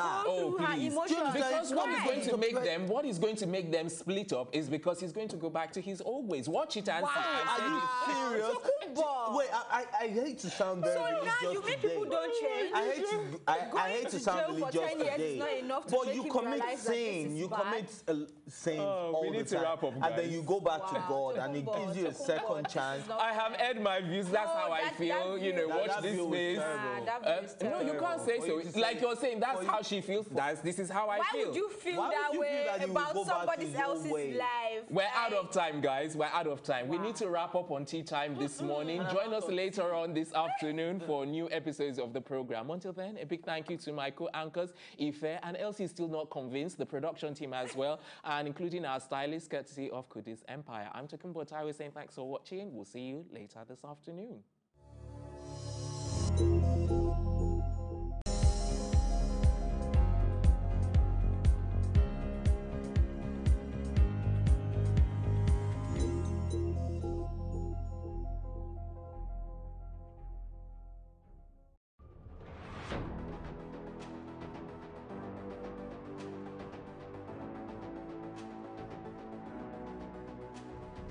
First point of accountability is asking questions.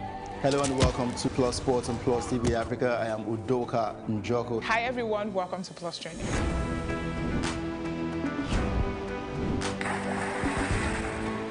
You cannot continue to recycle poverty while you're spending a lot of money on unproductive ventures. The government has to feel the impact. Honorable Commissioner, sir, welcome to the show.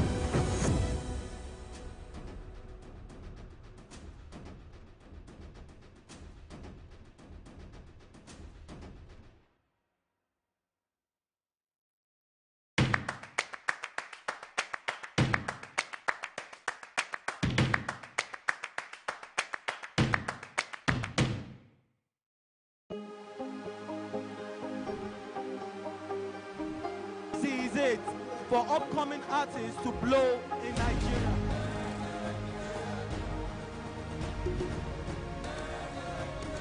Welcome to Plus Trending.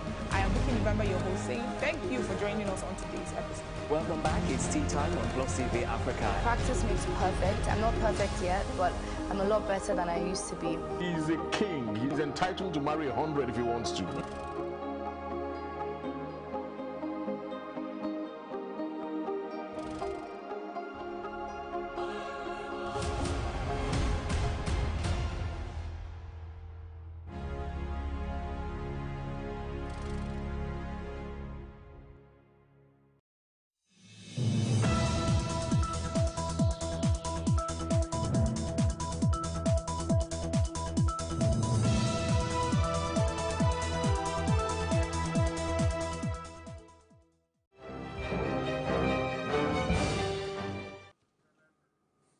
Hello and many thanks for joining us in News Under Hour and Plus TV Africa. I'm David Alabian here. The stories making the headlines. Now we begin our news bulletin at this hour with reports that President Muhammad Buhari and other presidential candidates, including Atiku Abubakar, the candidate of the opposition People's Democratic Party, are to sign a peace accord to ensure smooth conduct of 2019 general elections. The event, slated for International Conference Center Abuja on Tuesday at 3 p.m., has been organized by the National Peace Committee headed by former military head of state, retired General Abdulsalami Abubakar. The peace accord is an undertaking by all the presidential candidates to ensure peaceful and rancor-free campaigns before, during and after the 2019 general elections.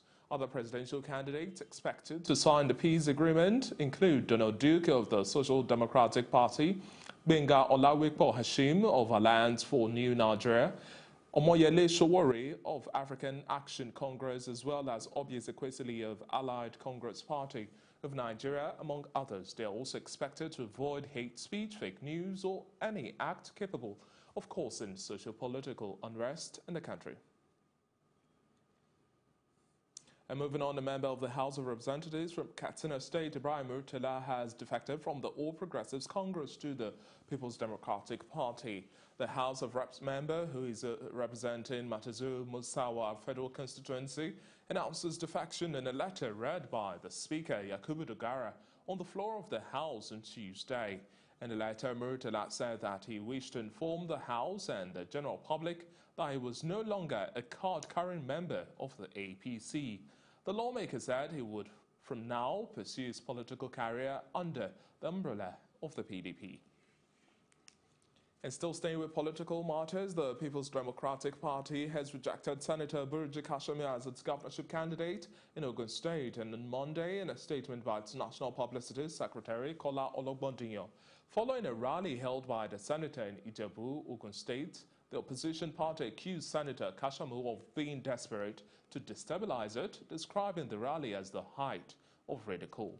It alleged that the senator held a mock campaign rally, rented an audience, and presented a fake PDP flag to himself. The PDP said its national chairman, Uche Secondus, has since handed over the real flag to its authentic candidate, Ladi Adibutu. Despite a recent court order which affirmed the senator as the party's candidate, the PDP has insisted that Ladi Adibutu remains its flag bearer for the governorship election in Ogun State. And Donyo Kupe, ex-aide of Goodluck Jonathan, Nigeria's former president, spent the night in the custody of the Economic and Financial Crimes Commission, EFCC, on charges of alleged cyber crime. Mr. Kupe had on Saturday raised an alarm informing the public of plans by the anti-graft agency to abduct him without an invitation or arrest warrant. Hours after the alarm was raised, the People's Democratic Party chieftain said officials of the EFCC had left his residence, inviting him to turn himself in. Meanwhile, the National Publicity Secretary of the PDP, Kola Ologbondinyo, has said Okupe was still to be detained by the EFCC as at 9 p.m. on Monday night. Now, the federal government and the Academic Staff Union of Universities ASU have reached a partial agreement. Chris Ngige, the Minister of Labour and Employment, announced on Monday the minister made the pronouncement at a reconciliation meeting in Abuja aimed at finding ways of resolving the strike which commenced on November 5. He said, quote, "We have finished our deliberation for today. I'm happy to report that we touched some areas of understanding and implementation from the Memorandum of Action which we agreed to in 2017. Like the issue of shortfall in salaries of some federal universities, workers and lecturers, ASU has given a list to the Accountant General's office, and we have agreed that by Wednesday, that list should be cross-checked by the Presidential Initiative on Continuous Auditing," end of quote. Now, the Academic Staff Union of Universities, ASU, has been on strike since November 5. And moving on to other stories now, the People's Democratic Party PDP presidential candidate Atiku Abubakar has also expressed worry over the lingering industrial impasse between the federal government and labor unions in critical sectors of the country. In particular, the former vice president expressed his worry about the deadlock between the federal government and the Academic Staff Union of Universities, ASU, which is altering the future of the youth and putting families under undue pressure. Atiku said he had already set out templates to handle all related issues and ensure an end to incessant labor crisis, ensure industrial harmony and greater productivity in all sectors immediately he is elected into office as president. Quote, our candidate has made ample provisions for enhanced welfare packages, research grants, better teaching and learning environment, as well as a strong synergy between the union and government towards a harmonious working environment. And still staying with labor matters, an abducted academic staff of the Rufus Giwa Polytechnic Owo in Ondo State has been killed by its captors. Confirming the incident, the public relations officer of the State Police Command, Femi Joseph, described the death as unfortunate, explaining that the police recovered the body of Akinyemi Taiwo at a forest near Owo town, while the 4 people also abducted have regained their freedom. The deceased, who was kidnapped by gunmen on Tuesday last week along the Akure-Owo Road, was abducted with 4 other people who were staff of the Federal Medical Center, Owo. Chairman of the Senior Staff Association of Nigerian Polytechnic, Rugipo Chapter, Chris Olowolade, condemned the killing, lamenting that the union had entered into a negotiation with the kidnappers for the payment of the ransom when it was discovered that Mr. Taiwo had been killed. The police say they are already on the trail of the kidnappers, but no arrests have been made. In other reports, Nigeria's Minister of Information and Culture, Lai Mohammed, has accused the opposition People's Democratic Party of using fake news as a campaign strategy. The minister said he is worried with the constant misrepresentation of facts by the opposition in an effort to deceive the public. He spoke to several editors in Abuja, the nation's capital, urging the media to verify information before it is published.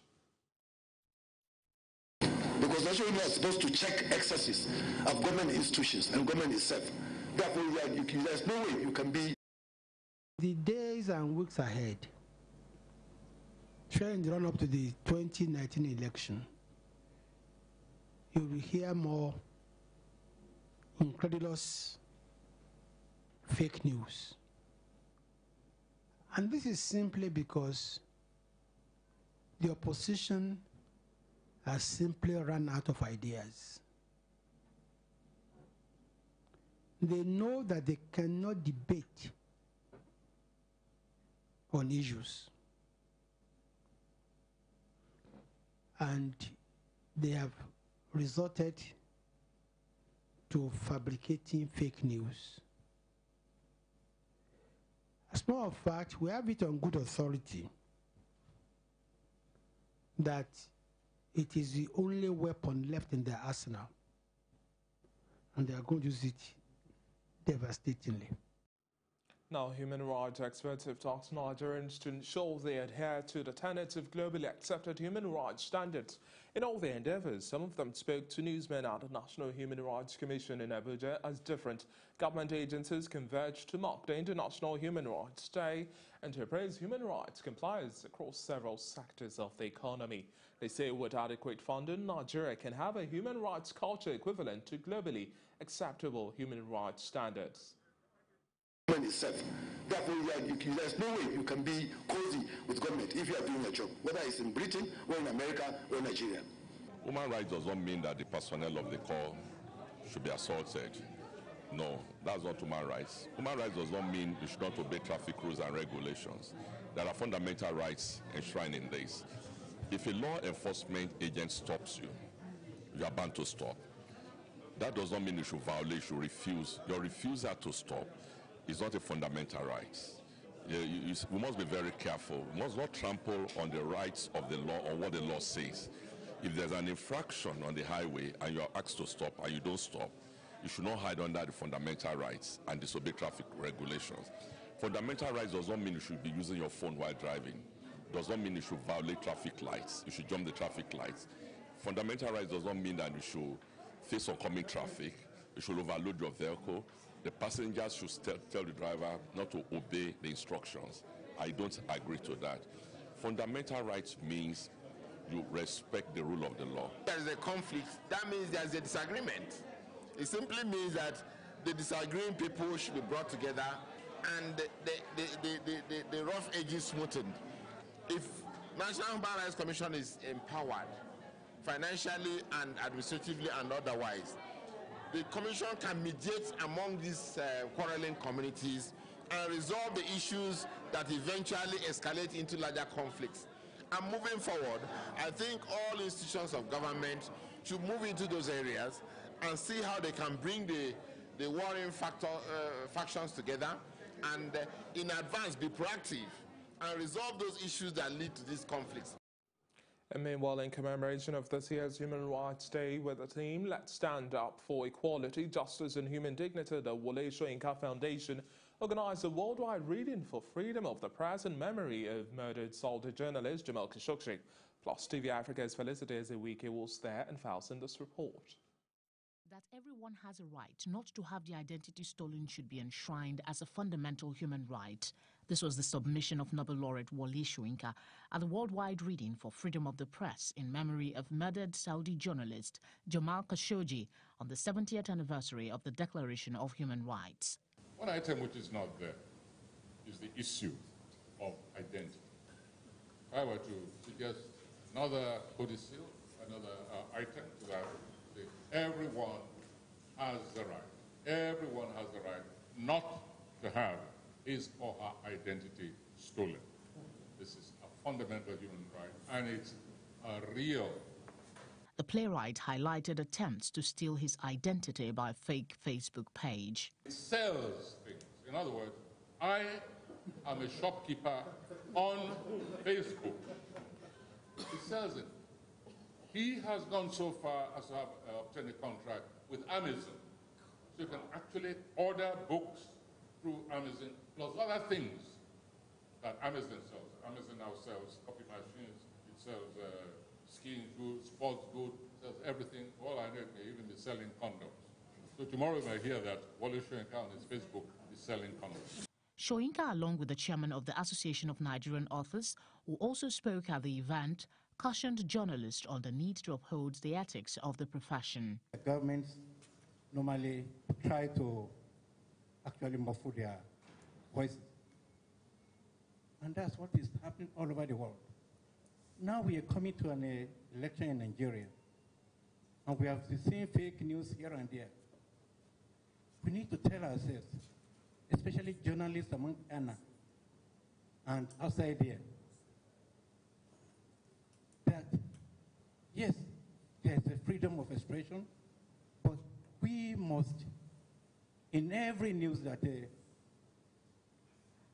we want to share with the public, be sure that we look at both sides of the coin.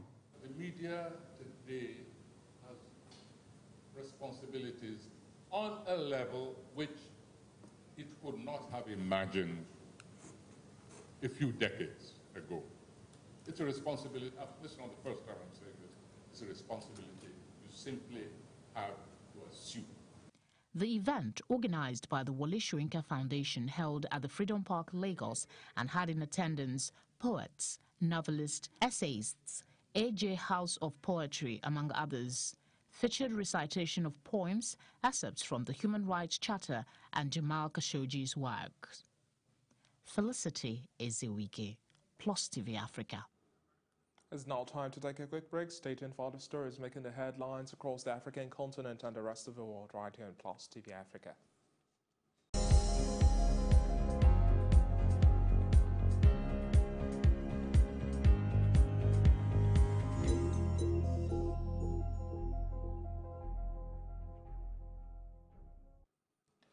Now, the United Nations mission to Libya says Islamic State militants have killed 6 people and captured during an attack on a small town in October. The 6 were captured in October 28 during an attack on the town of Al-Faqqa.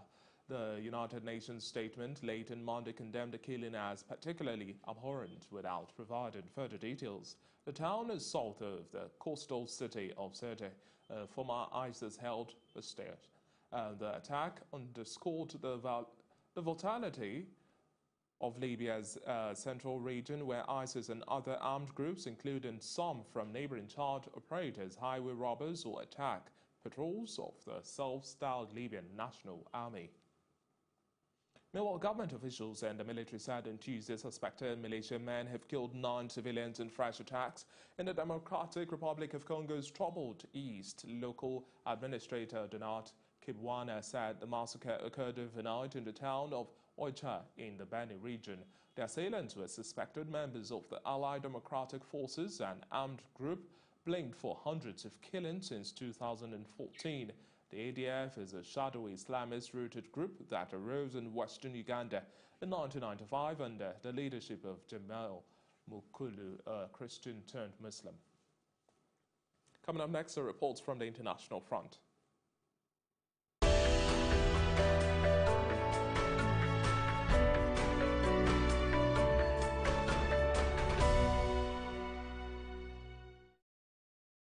On the foreign scene, EU Chief Executive Jean-Claude Juncker said the European Union is willing to give Britain further clarification on its Brexit deal, but will not renegotiate the treaty or its protocol on the Irish border.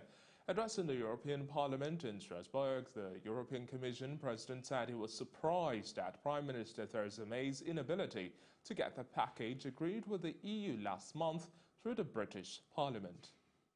In the Parliament, as I did say before in this Parliament, the deal we have achieved is the best deal possible. It's the only deal possible. And so we cannot... There is no room whatsoever for renegotiation.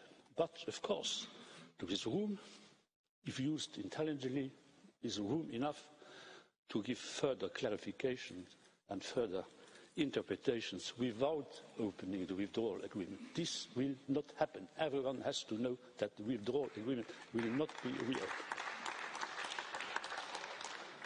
The big problem, of course, is the backstop for Ireland. We have a common determination to do everything to be not in a situation one day to use that backstop, but we have to prepare it. It's necessary. It's necessary for the entire coherence of what we have agreed with Britain, and it's necessary for Ireland. Ireland will never be left alone.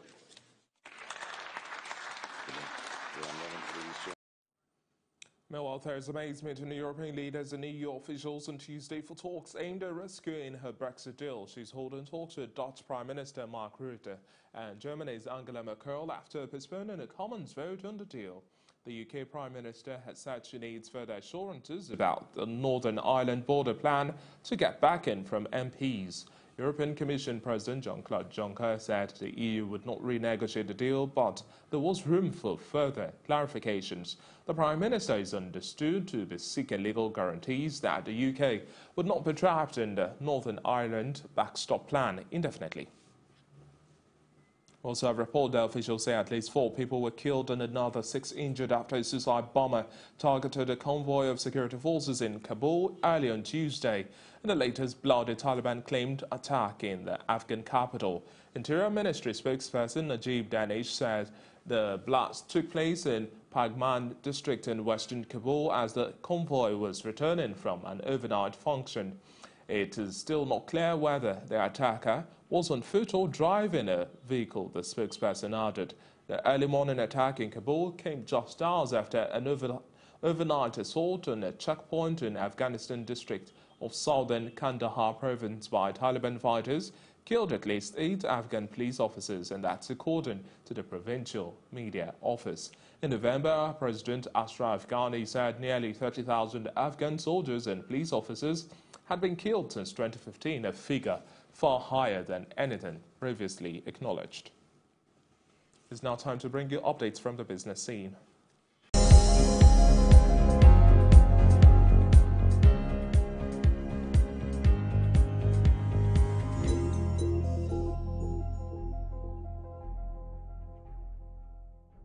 This is Techno Canon CX, and this is my quality selfie.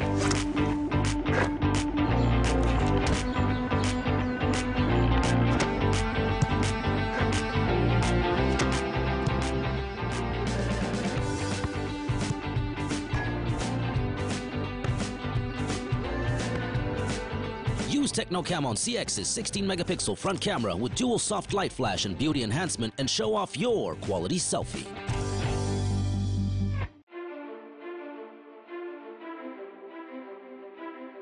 That is how we get looped into a cycle of insanity, repeating the same thing and expecting a different result.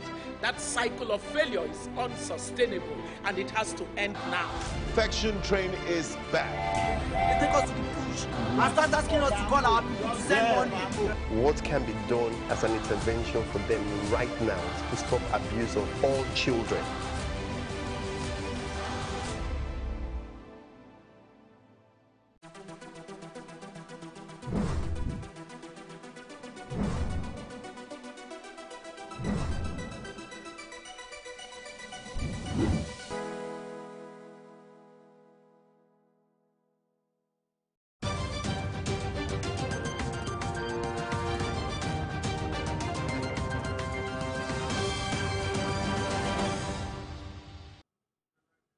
Welcome to Business News now. With the festive season fast approaching and the rising uncertainty from oil marketers threat to shut down, there possessed the extended 5-day grace period regarding payment from the federal government. Nigerians have expressed their thoughts and expectations for the yield-held season. Our business correspondent brings us this interaction. I mean, they owe them, so they should pay. Because if they don't pay, if they don't pay them, they will not render the services, and it will affect us. It will make life difficult for those who want to travel, for Xmas to see their loved ones. They will suffer. They will not have fuel to travel, and then there will be hike in commodities. There will be hike in hospitality industries, tourism sectors. It will affect every sector in the nation. So I don't think it's wise if they don't get to pay the oil people. We don't want scarcity. We don't want things to happen to us. There's no fuel in our cars, in our generators. Things will be really very, very slow. We can't go out. We can't even do any of things. High cost of living, expensive. So Alamede, the federal government didn't pay now. You affect people a lot, because if the federal government didn't pay, there's many queue in filling station there and there. But now, if the federal government pay, everywhere will be calm. It will not be like that last year, December, that everywhere queue to everywhere and there. But now, the way I've been seeing this year, I think this year will be better than last year. That's it in Business News. Still ahead on Plus TV Africa is a roundup in entertainment and sports. We'll be back in just a moment.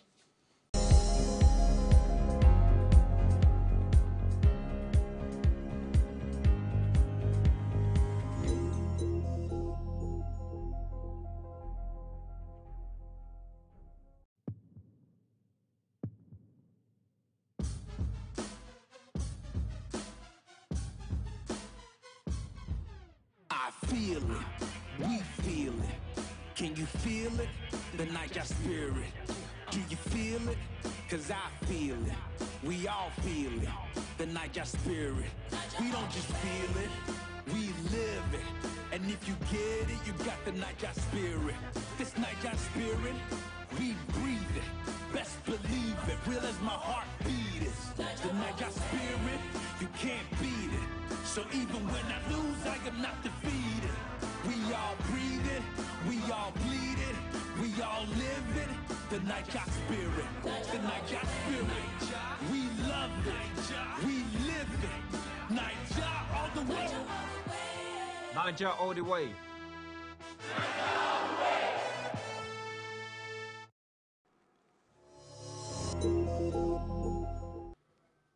In entertainment, Afropop singer and songwriter Adekunle Gold has announced the 3-day live performance scheduled for later this month. The residency is set to kick off at Terra Culture, Victoria Island on Thursday, the 13th of December to Saturday, the 15th of December.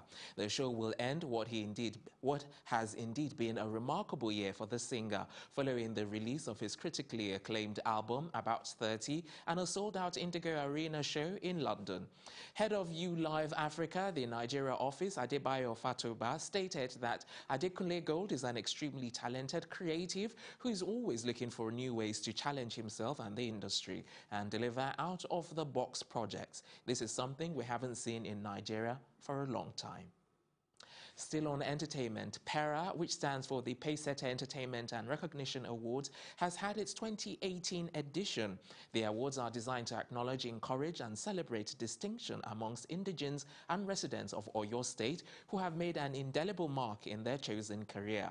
Nollywood actor Femi Adebayo has won Best Actor of the Year. He posted his award on social media using the opportunity to thank both his fans and organizers of PERA Awards.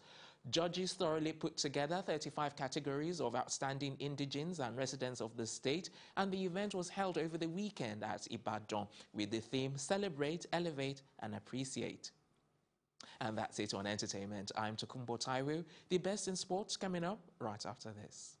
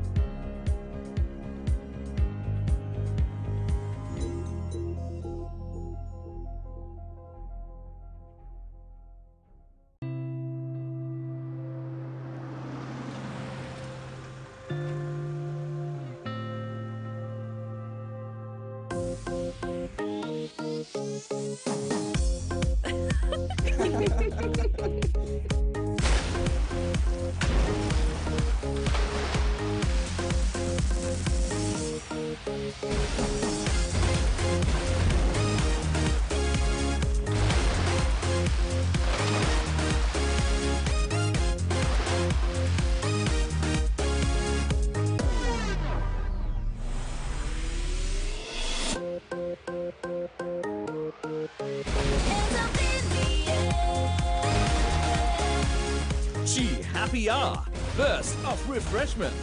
Available in peach, tropical fruit, apple peach pear, kiwi mint lime, and guava. Chi Happy Hour, burst of refreshment. House of Chi.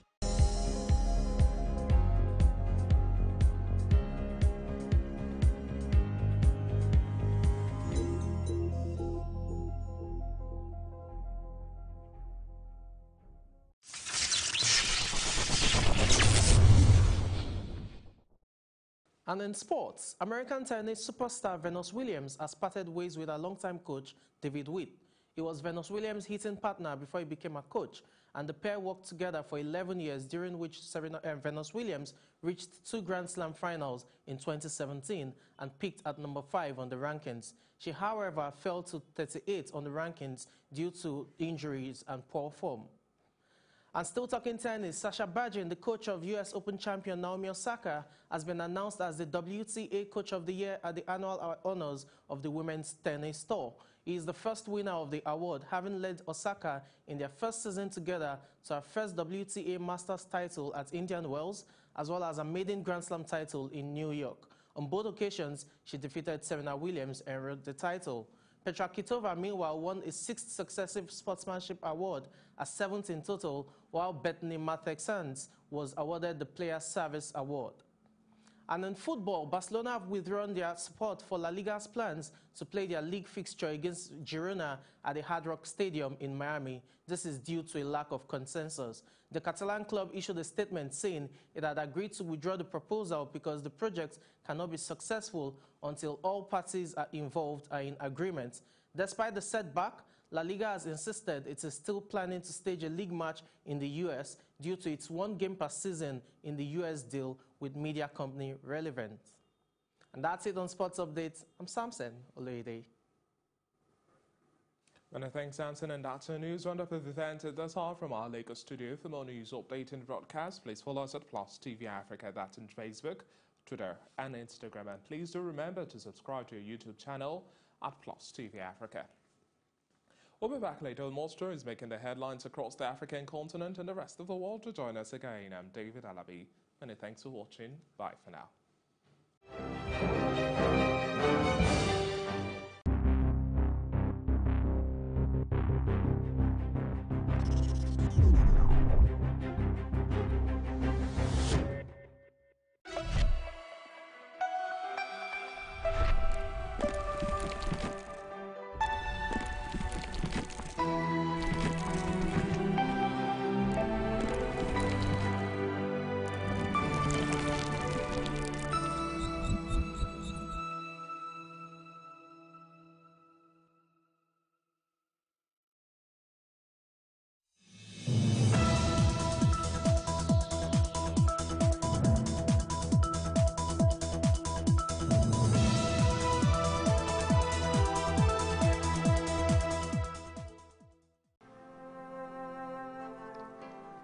Death in a family is always sad. Death of a breadwinner with a wife and children is even more so. Around the world, the death of a spouse in most cases bring up challenges that often undermine the quality of life of those left behind. For women, the world calls them widows.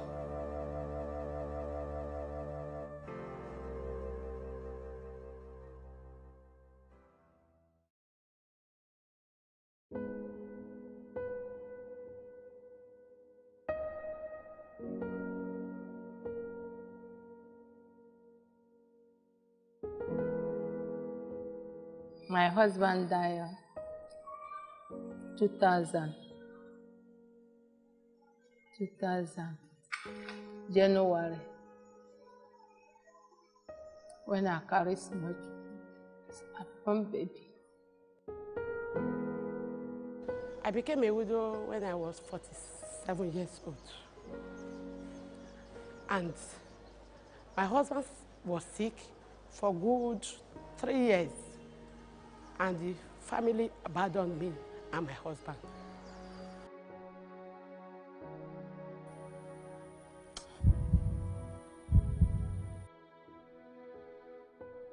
The family reject us. Nobody out of us. The family reject us. They reject my children. Nobody. I have to struggle.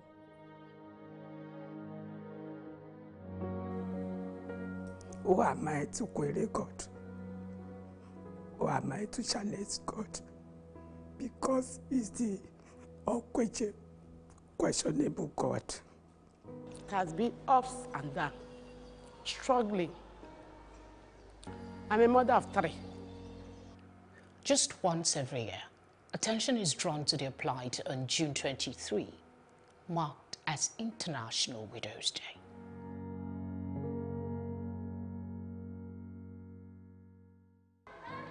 People will neglect you, people will reject you. Some people, before they will render help to you, they want to take you to bed. There are some words that they will say to a widow that will injure that widow's mind, that will make the widow to think back and say, ah. I tell them not to rely on any man. Don't just believe that you'll get friend. Don't just believe your family people are there. If I call some of my husband's friends, the people that I think that they can be of help for me, you see that they will disappoint me at the end of the day, and they will turn it another way around and be looking for a way to take advantage of me because I'm a widow. Being a single parent is terrible, very, very terrible. I didn't even pray it for my worstest enemy. When your husband is there, you look as if you have an umbrella that covers you. You have respect. But when the man is not there, you see that people look down on you. Heartbreaking conversations, to say the least. According to recent statistics, an average of 500 men die across Nigeria yearly, some naturally, others unexpectedly. Because if, say, my husband died, Nashara died for good. He went and collect money, then kill her. Grace, my ribs. I said, what happened? What did you do? Did you fall down? Say no. That very night, he died. Their death introduces their wives into the growing community of widows. Among them is Mrs. Grace Imariegbe, a struggling widow with 2 children, twins, a boy and a girl. They live in conditions that will break the hardest of hearts. Things are not be easy at all. Things are not be easy. When we came here, the children was worried, they cry, every time they cry. If I say, let us pray, if they pray, they will turn it to cry. Sometimes all of us will be crying.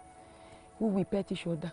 Small, before you know, when somebody just favor me, somebody rend me a favor, I use the money, I buy wheelbarrow. When I bought wheelbarrow, I brought it. The children were happy. Say now we cannot carry with our hair pan again, with head again. Now we can use wheelbarrow to push the sand. How long have they lived like this, in such squalid conditions? I've been a widow since 2008.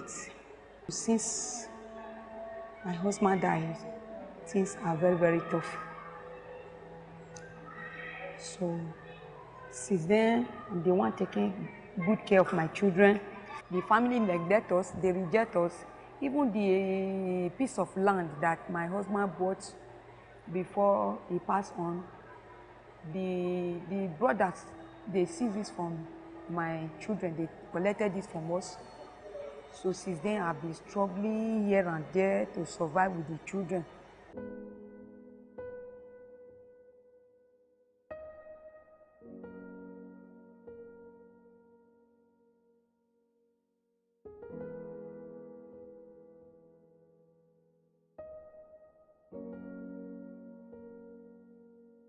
We are not going to school in this place.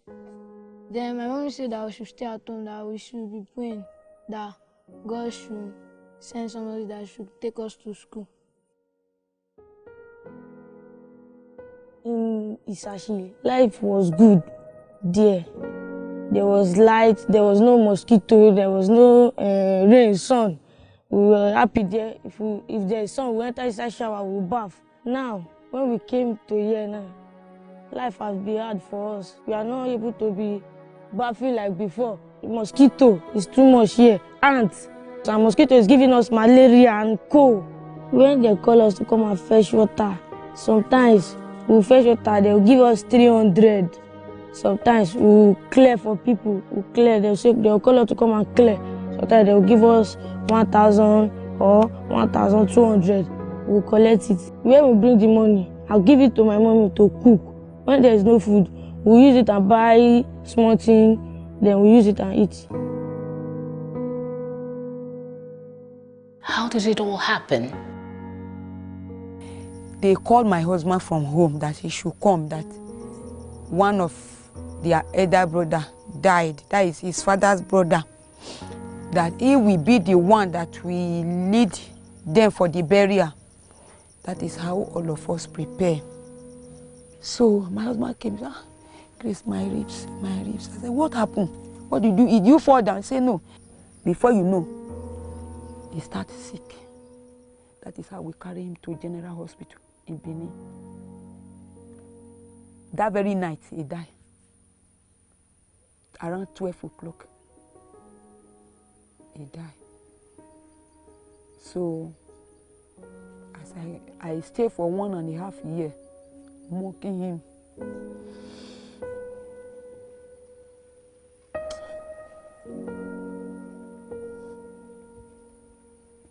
The family reject us. Nobody has of us. The family reject us. They reject my children. Nobody. I have to struggle. No husband, no brother, no boyfriend. I said, no, Jesus is the husband of a widow. I will keep to these children. If it is my last vein, if it is my last life. Grace is just one in millions. Globally, the number of widows is put around 245 million. And of this figure, over 100 live in extreme poverty. In Nigeria, statistics show that we have over 8 million disadvantaged widows with an estimated 21 million children. This is quite a huge number for any society. Why do these women suffer so? My first son was in 200 level when I lost my husband in 2009. So I can't discontinue the education of the child. Their family said it's none of their business. First of all, husband family really face problem for right, for left. Like we Igbo, Umuada will stand. We talk to you, we will not supposed to talk to you. If you want to go and commit suicide, you can go and commit suicide. They don't care, they don't ask of the children, and they eat, whether school fees or anything. I know what I go through. But the most annoying aspect of it is that what is due to my children in form of inheritance, maybe from the family, what is due to their father was denied them. And that is what most widows go through. Up to today, I don't have freedom for when my husband is freedom. Since 19 years now, I don't have freedom. In Africa, and in Nigeria in particular, there is the belief system that a woman marries a family and not just a man. The allegations against the extended family unit is strong. There are strong claims that some of these behaviors are not random and may have their roots in certain cultures and traditions. We spoke to a chieftain from the Niger Delta and another from the Southeast. One of the main practice of the people of Urhobo land as regards widowhood is that the widow is taken as a special person. She is the responsibility of the whole family. The Urhobo woman marries the whole family, not only her husband. That's why my senior brother cannot ask me, say, how is your wife? He will say, how is our wife? So the woman is a mother in the family and a wife to everyone in the family. For that reason, if she loses her direct husband, the rest of the family becomes her husband. When a woman becomes a widow, traditionally, she has to bury her husband, mourn her husband for a minimum of 6 months. And within that 6 months, the woman has to wear the mourning cloth.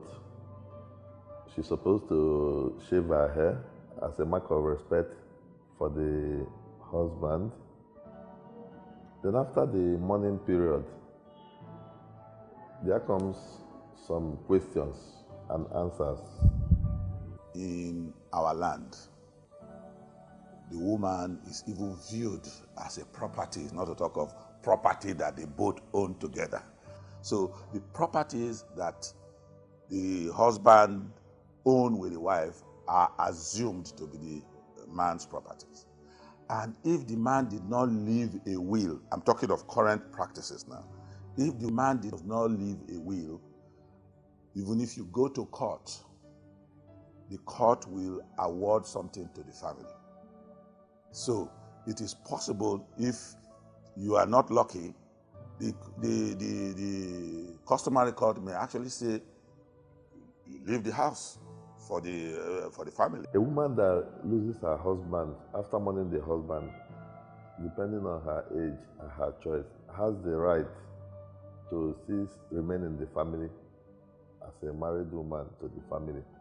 They will give her a knife and say, among the male brothers in the family, anybody she gives the knife means that person will take over the position of the husband.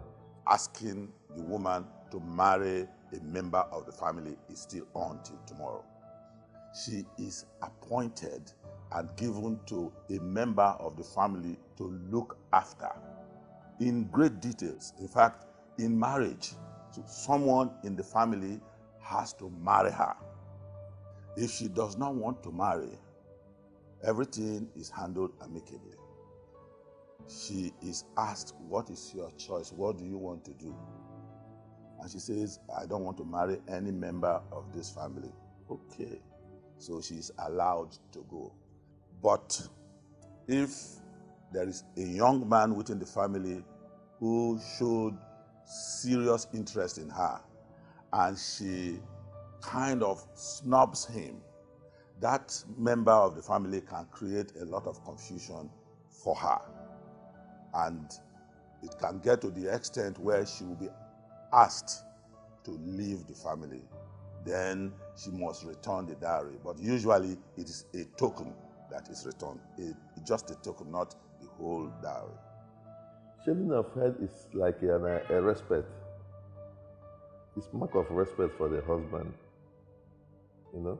But it's still in practice, and the people that normally do it are the Omo adults. But it's not as if you will be forced to do it, but they know it's It's the tradition.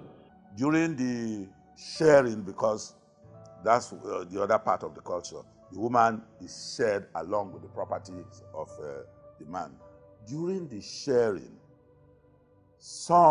most of it will be given to the children, but some will be given to other members of the family. In fact, in most cases, if your father was old and he had young wives, one of the children of the man will be made to marry the young wives of the late father. I think that practice is not good.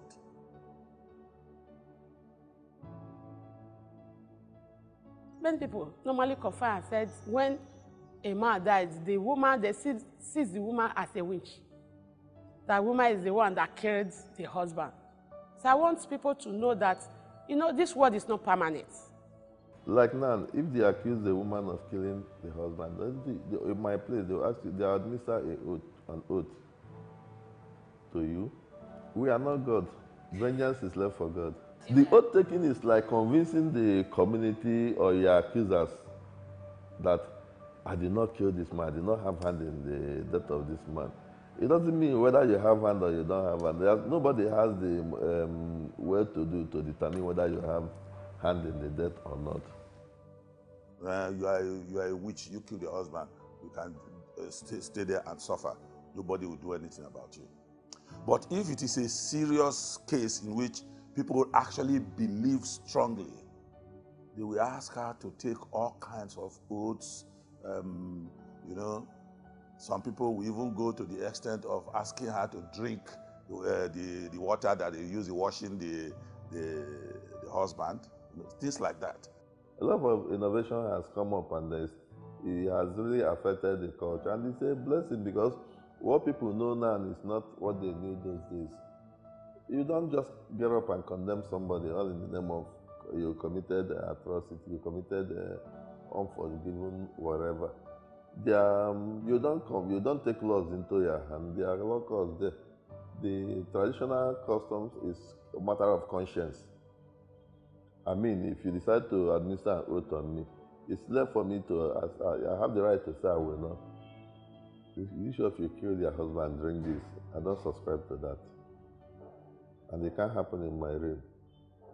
Because when somebody is dead, there are other means of identifying what killed that person. It was in those old days that they don't have the system, the mechanism to identify what killed that person. Now, anybody that is dead, you can do autopsy. An autopsy report will definitely indicate what killed the man. And if the autopsy report reveals that the woman killed the husband, she will face the law. A woman who has been very good within the family can never be abandoned by the family. I can tell you that. It's only a woman who has been difficult, particularly to her husband, while the husband was alive. In fact, it will even be assumed that she is responsible for the death of the husband. That's the more reason why people will, will abandon her. Employers of labor of these men who work hard and pass away untimely, often without a plan in place for their family's welfare. What role do they play? After my husband left, the colleagues threw us out, pack our load to Main Road. He's a fireman, firefighter. The first time, they nail our door joined together, keep me with the children 2 weeks outside. No food, no clothes. All our property is inside house. Then after that one, they throw it outside.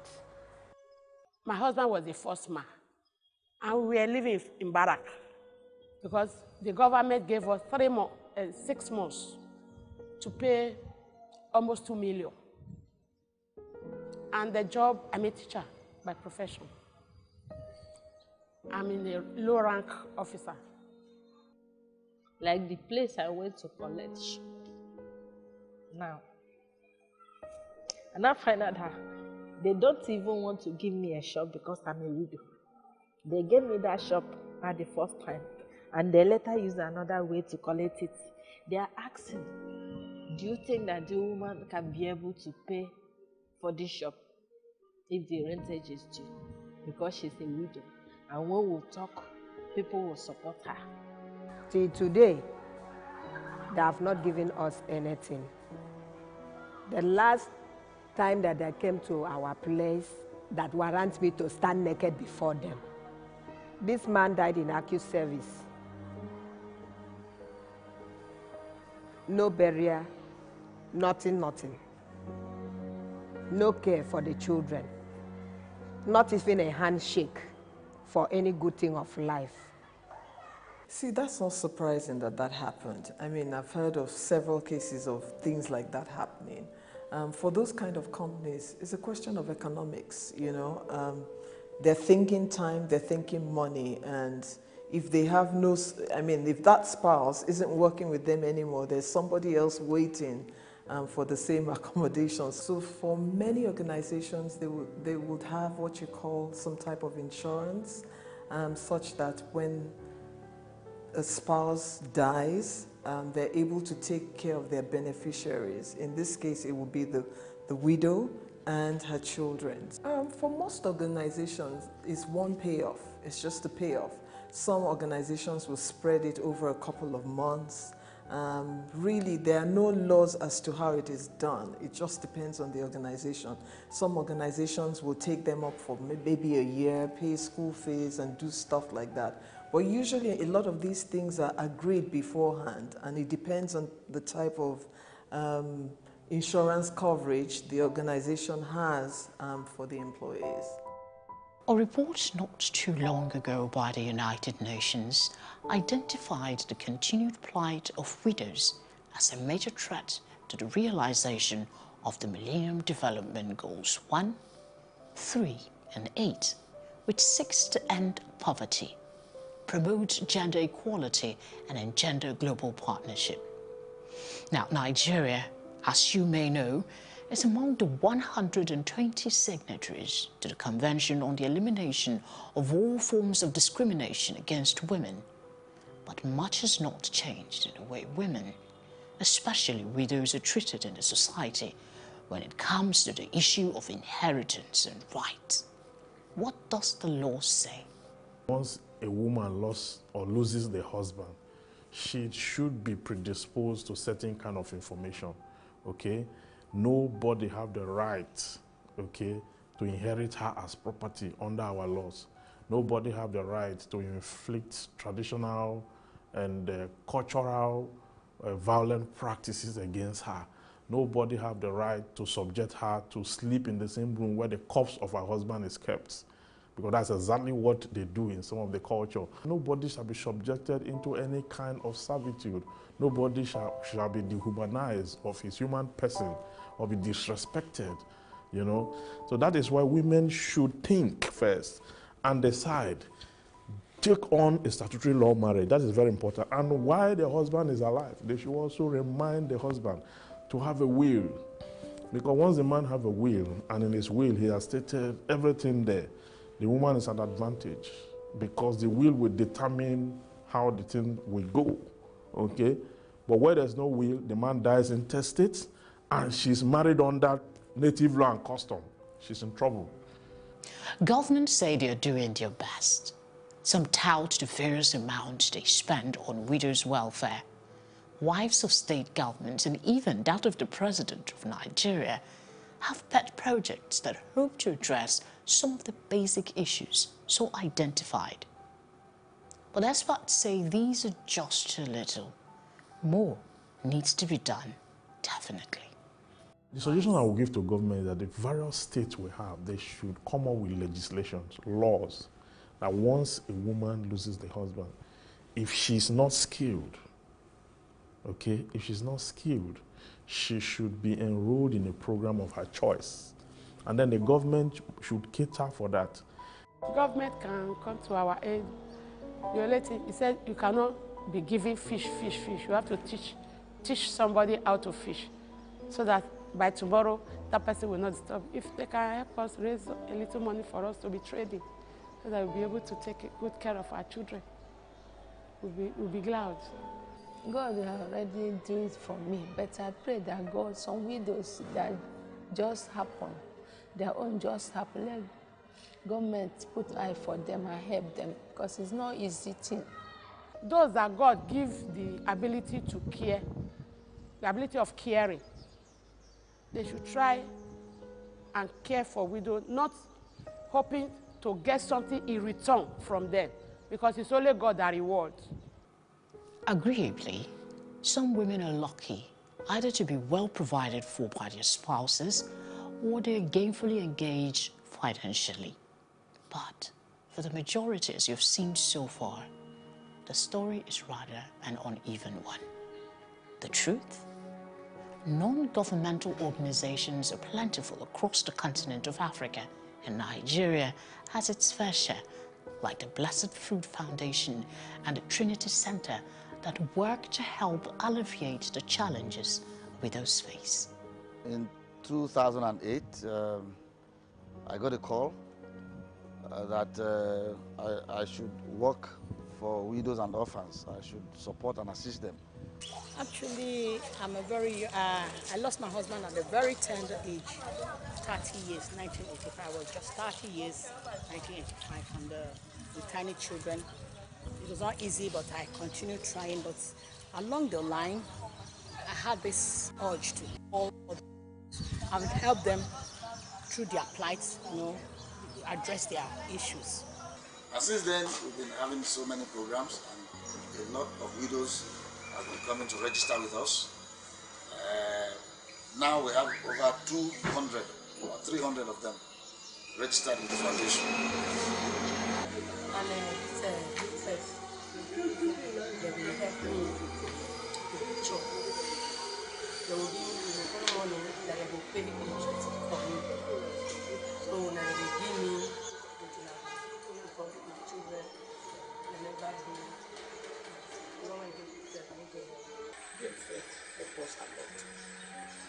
The effort, especially for food. Then if person is sick, we provide them. Well, we have several intervention programs. The first and most important one is what we call the Business Empowerment Program, where they apply for loans. And the loans are interest-free. The foundation pays the interest for them. They just pay the principal over a period of 6 months. Then we have a program we call Back to School, where we support about 50 children. As highlighted by the United Nations, empowering widows through access to adequate healthcare, education, decent work of lives free of violence and abuse requires more than charity if they are to have a chance to build a secure life after they lose their loved one. The role of the government, the UN emphasizes, is to take action to uphold their commitment to ensure the rights of widows as enshrined in international law, including the Convention on the Elimination of All Forms of Discrimination Against Women and the Convention on the Rights of the Child, are upheld. What is your role, you say? It will never happen to me. So did some of the women we spoke to, and many others think. Just do what you can for the widows around you. Little drops of water, they say, makes a mighty ocean. We can, if we choose.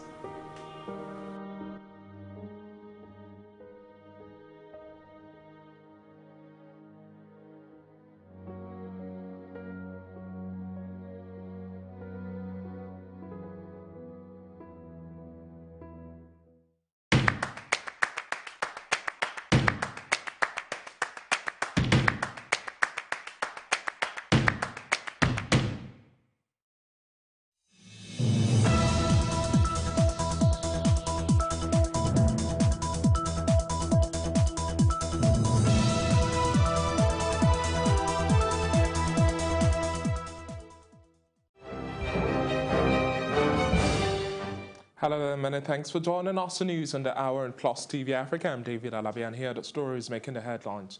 Now, we begin our news bulletin at this hour with reports that President Muhammadu Buhari and other presidential candidates, including Atiku Abubakar, the candidate of the opposition People's Democratic Party, are to sign a peace accord to ensure smooth conduct of 2019 general elections. The event, slated for International Conference Center Abuja on Tuesday at 3 p.m, has been organized by the National Peace Committee headed by former military head of state, retired General Abdulsalami Abubakar.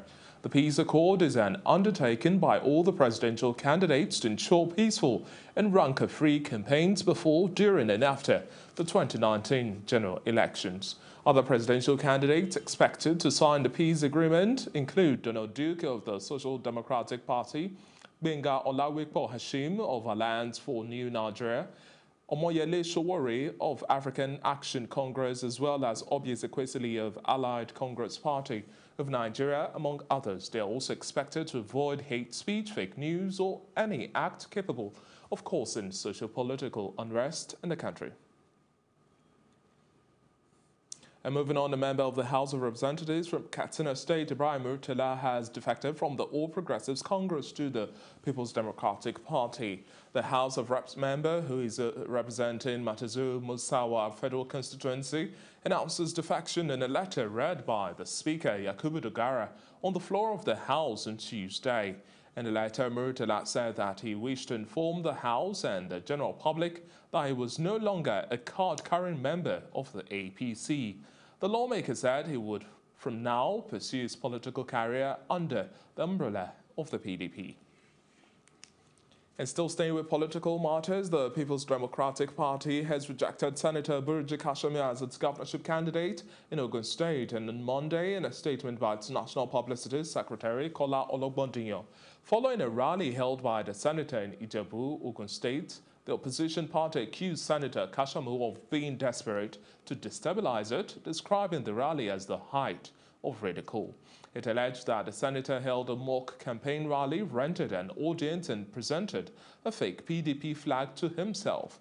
The PDP said its national chairman, Uche Secondus, has since handed over the real flag to its authentic candidate, Ladi Adebutu.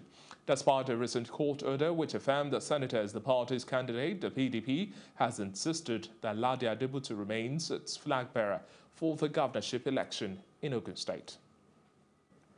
And Donyo Kupe, ex-aide of Goodluck Jonathan, Nigeria's former president, spent the night in the custody of the Economic and Financial Crimes Commission, EFCC, on charges of alleged cyber crime. Mr. Kupe had on Saturday raised an alarm informing the public of plans by the anti-graft agency to abduct him without an invitation or arrest warrant. Hours after the alarm was raised, the People's Democratic Party chieftain said officials of the EFCC had left his residence, inviting him to turn himself in. Meanwhile, the National Publicity Secretary of the PDP, Kola Ologbondiyan, has said Okupe was still to be detained by the EFCC as at 9 p.m. on Monday night. Now, the federal government and the Academic Staff Union of Universities ASU have reached a partial agreement. Chris Ngige, the Minister of Labour and Employment, announced on Monday. The minister made the pronouncement at a reconciliation meeting in Abuja aimed at finding ways of resolving the strike which commenced on November 5.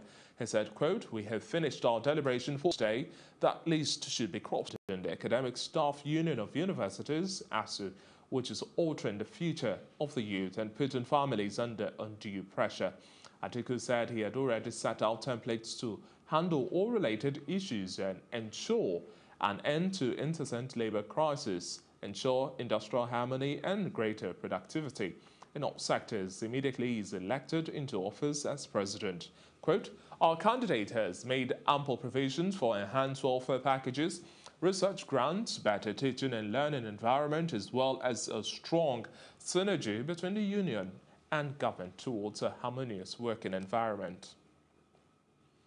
And still staying with labour matters, an abducted academic staff of the Rufus Giwa Polytechnic Owo in Ondo State has been killed by its captors. Confirming the incident, the public relations officer of the State Police Command, Femi Joseph, described the death as unfortunate, explaining that the police recovered the body of Akinyemi Taiwo at a forest near Owo town, while the 4 people are also abducted have regained their freedom.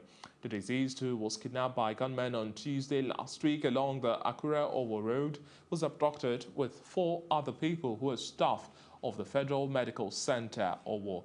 Chairman of the Senior Staff Association of Nigerian Polytechnic, Rugipo Chapter, Chris Olowolade, condemned the killing, lamenting that the union had entered into a negotiation with the kidnappers for the payment of the ransom when it was discovered that Mr. Taiwo had been killed. The police say they are already on the trail of the kidnappers, but no arrests have been made. In other reports, Nigeria's Minister of Information and Culture, Lai Mohammed, has accused the opposition People's Democratic Party of using fake news as a campaign strategy.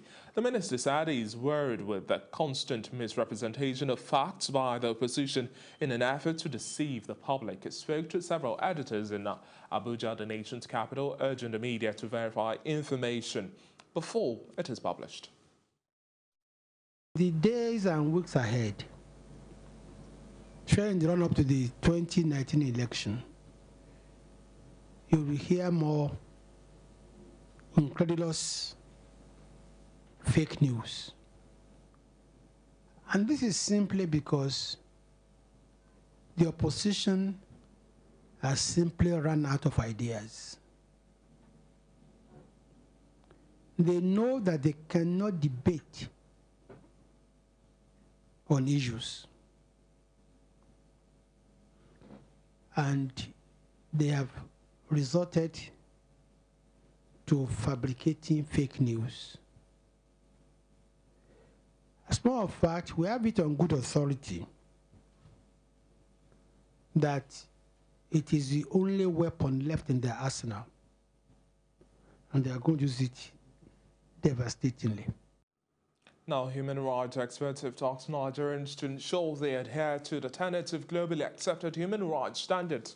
In all their endeavors, some of them spoke to newsmen at the National Human Rights Commission in Abuja as different government agencies converged to mark the International Human Rights Day and to praise human rights compliance across several sectors of the economy.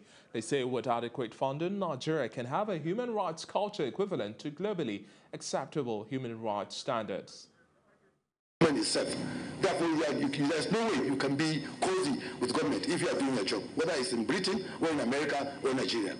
Human rights does not mean that the personnel of the corps should be assaulted. No, that's not human rights. Human rights does not mean you should not obey traffic rules and regulations. There are fundamental rights enshrined in this. If a law enforcement agent stops you, you are bound to stop.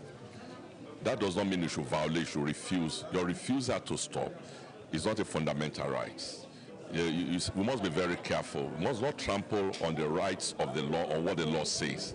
If there's an infraction on the highway and you are asked to stop and you don't stop, you should not hide under the fundamental rights and disobey traffic regulations. Fundamental rights does not mean you should be using your phone while driving. Does not mean you should violate traffic lights. You should jump the traffic lights. Fundamental rights does not mean that you should face oncoming traffic. You should overload your vehicle. The passengers should tell the driver not to obey the instructions. I don't agree to that. Fundamental rights means you respect the rule of the law. There is a conflict. That means there is a disagreement. It simply means that the disagreeing people should be brought together and the rough edges smoothened. If National Human Rights Commission is empowered financially and administratively and otherwise, the Commission can mediate among these quarreling communities and resolve the issues that eventually escalate into larger conflicts. And moving forward, I think all institutions of government should move into those areas and see how they can bring the warring factions together and in advance be proactive and resolve those issues that lead to these conflicts. And meanwhile, in commemoration of this year's Human Rights Day with the theme Let's Stand Up for Equality, Justice and Human Dignity, the Wole Soyinka Foundation organized a worldwide reading for freedom of the press in memory of murdered Saudi journalist Jamal Khashoggi. Plus TV Africa's Felicity Ezewike was there and files in this report. That everyone has a right not to have their identity stolen should be enshrined as a fundamental human right. This was the submission of Nobel laureate Wole Soyinka at the worldwide reading for freedom of the press in memory of murdered Saudi journalist Jamal Khashoggi on the 70th anniversary of the Declaration of Human Rights. One item which is not there is the issue of identity. If I were to suggest another codicil, another item to that, everyone has the right. Everyone has the right not to have his or her identity stolen. This is a fundamental human right, and it's a real. The playwright highlighted attempts to steal his identity by a fake Facebook page. It sells things. In other words, I am a shopkeeper on Facebook. It sells it. He has gone so far as to have obtained a contract with Amazon. So you can actually order books through Amazon, plus other things that Amazon sells. Amazon now sells coffee machines, it sells skiing goods, sports goods, it sells everything. All I know, it may even be selling condoms. So tomorrow you may hear that Wole Soyinka on his Facebook is selling condoms. Soyinka, along with the chairman of the Association of Nigerian Authors, who also spoke at the event, cautioned journalists on the need to uphold the ethics of the profession. The governments normally try to actually muffle their voices. And that's what is happening all over the world. Now we are coming to an election in Nigeria, and we have seen fake news here and there. We need to tell ourselves, especially journalists among Ghana and outside here, that yes, there's a freedom of expression, but we must, in every news that we want to share with the public, be sure that we look at both sides of the coin. The media today has responsibilities on a level which it could not have imagined a few decades ago. It's a responsibility, a